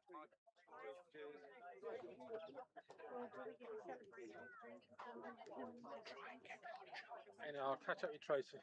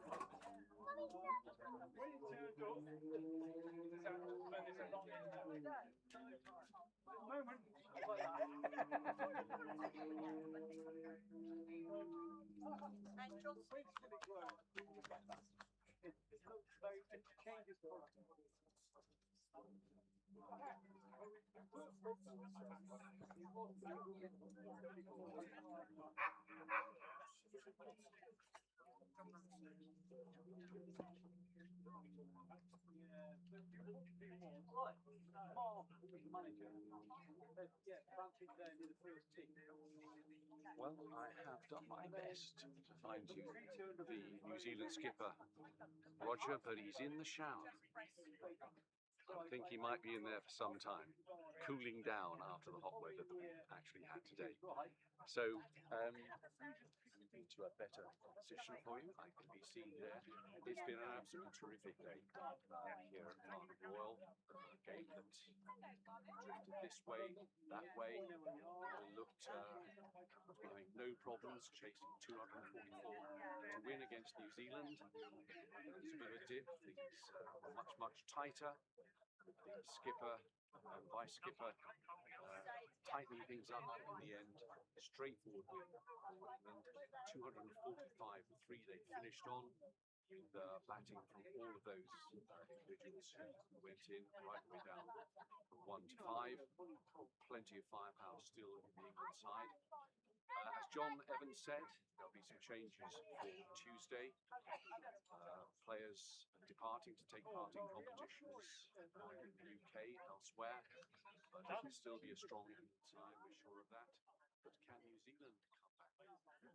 Losing 2 games and actually nail a win, which was pleased to see them much closer than they got today. It was a fascinating contest, some terrific batting, but also some intriguing bowling. So please join us again next time we come on Tuesday, UK time. Coverage starts at 12 noon. The game starts at 12:30. And we'll have those interviews for you at some stage during the day. Interviews with Mike Gatting about that first New Zealand victory over England in Wellington in 1978. Duncan Hamilton talking about Gary Sobers, and Lynn McConnell talking about the history of New Zealand cricket. Anyway, if you can still hear me, goodbye for now. See you Tuesday.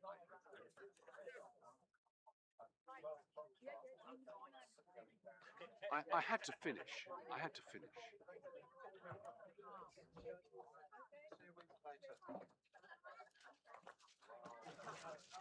Well done, Steve Dello. Well done, you guys. I did thank you on the mic. Yeah. Really terrific. I'm sorry I bothered you.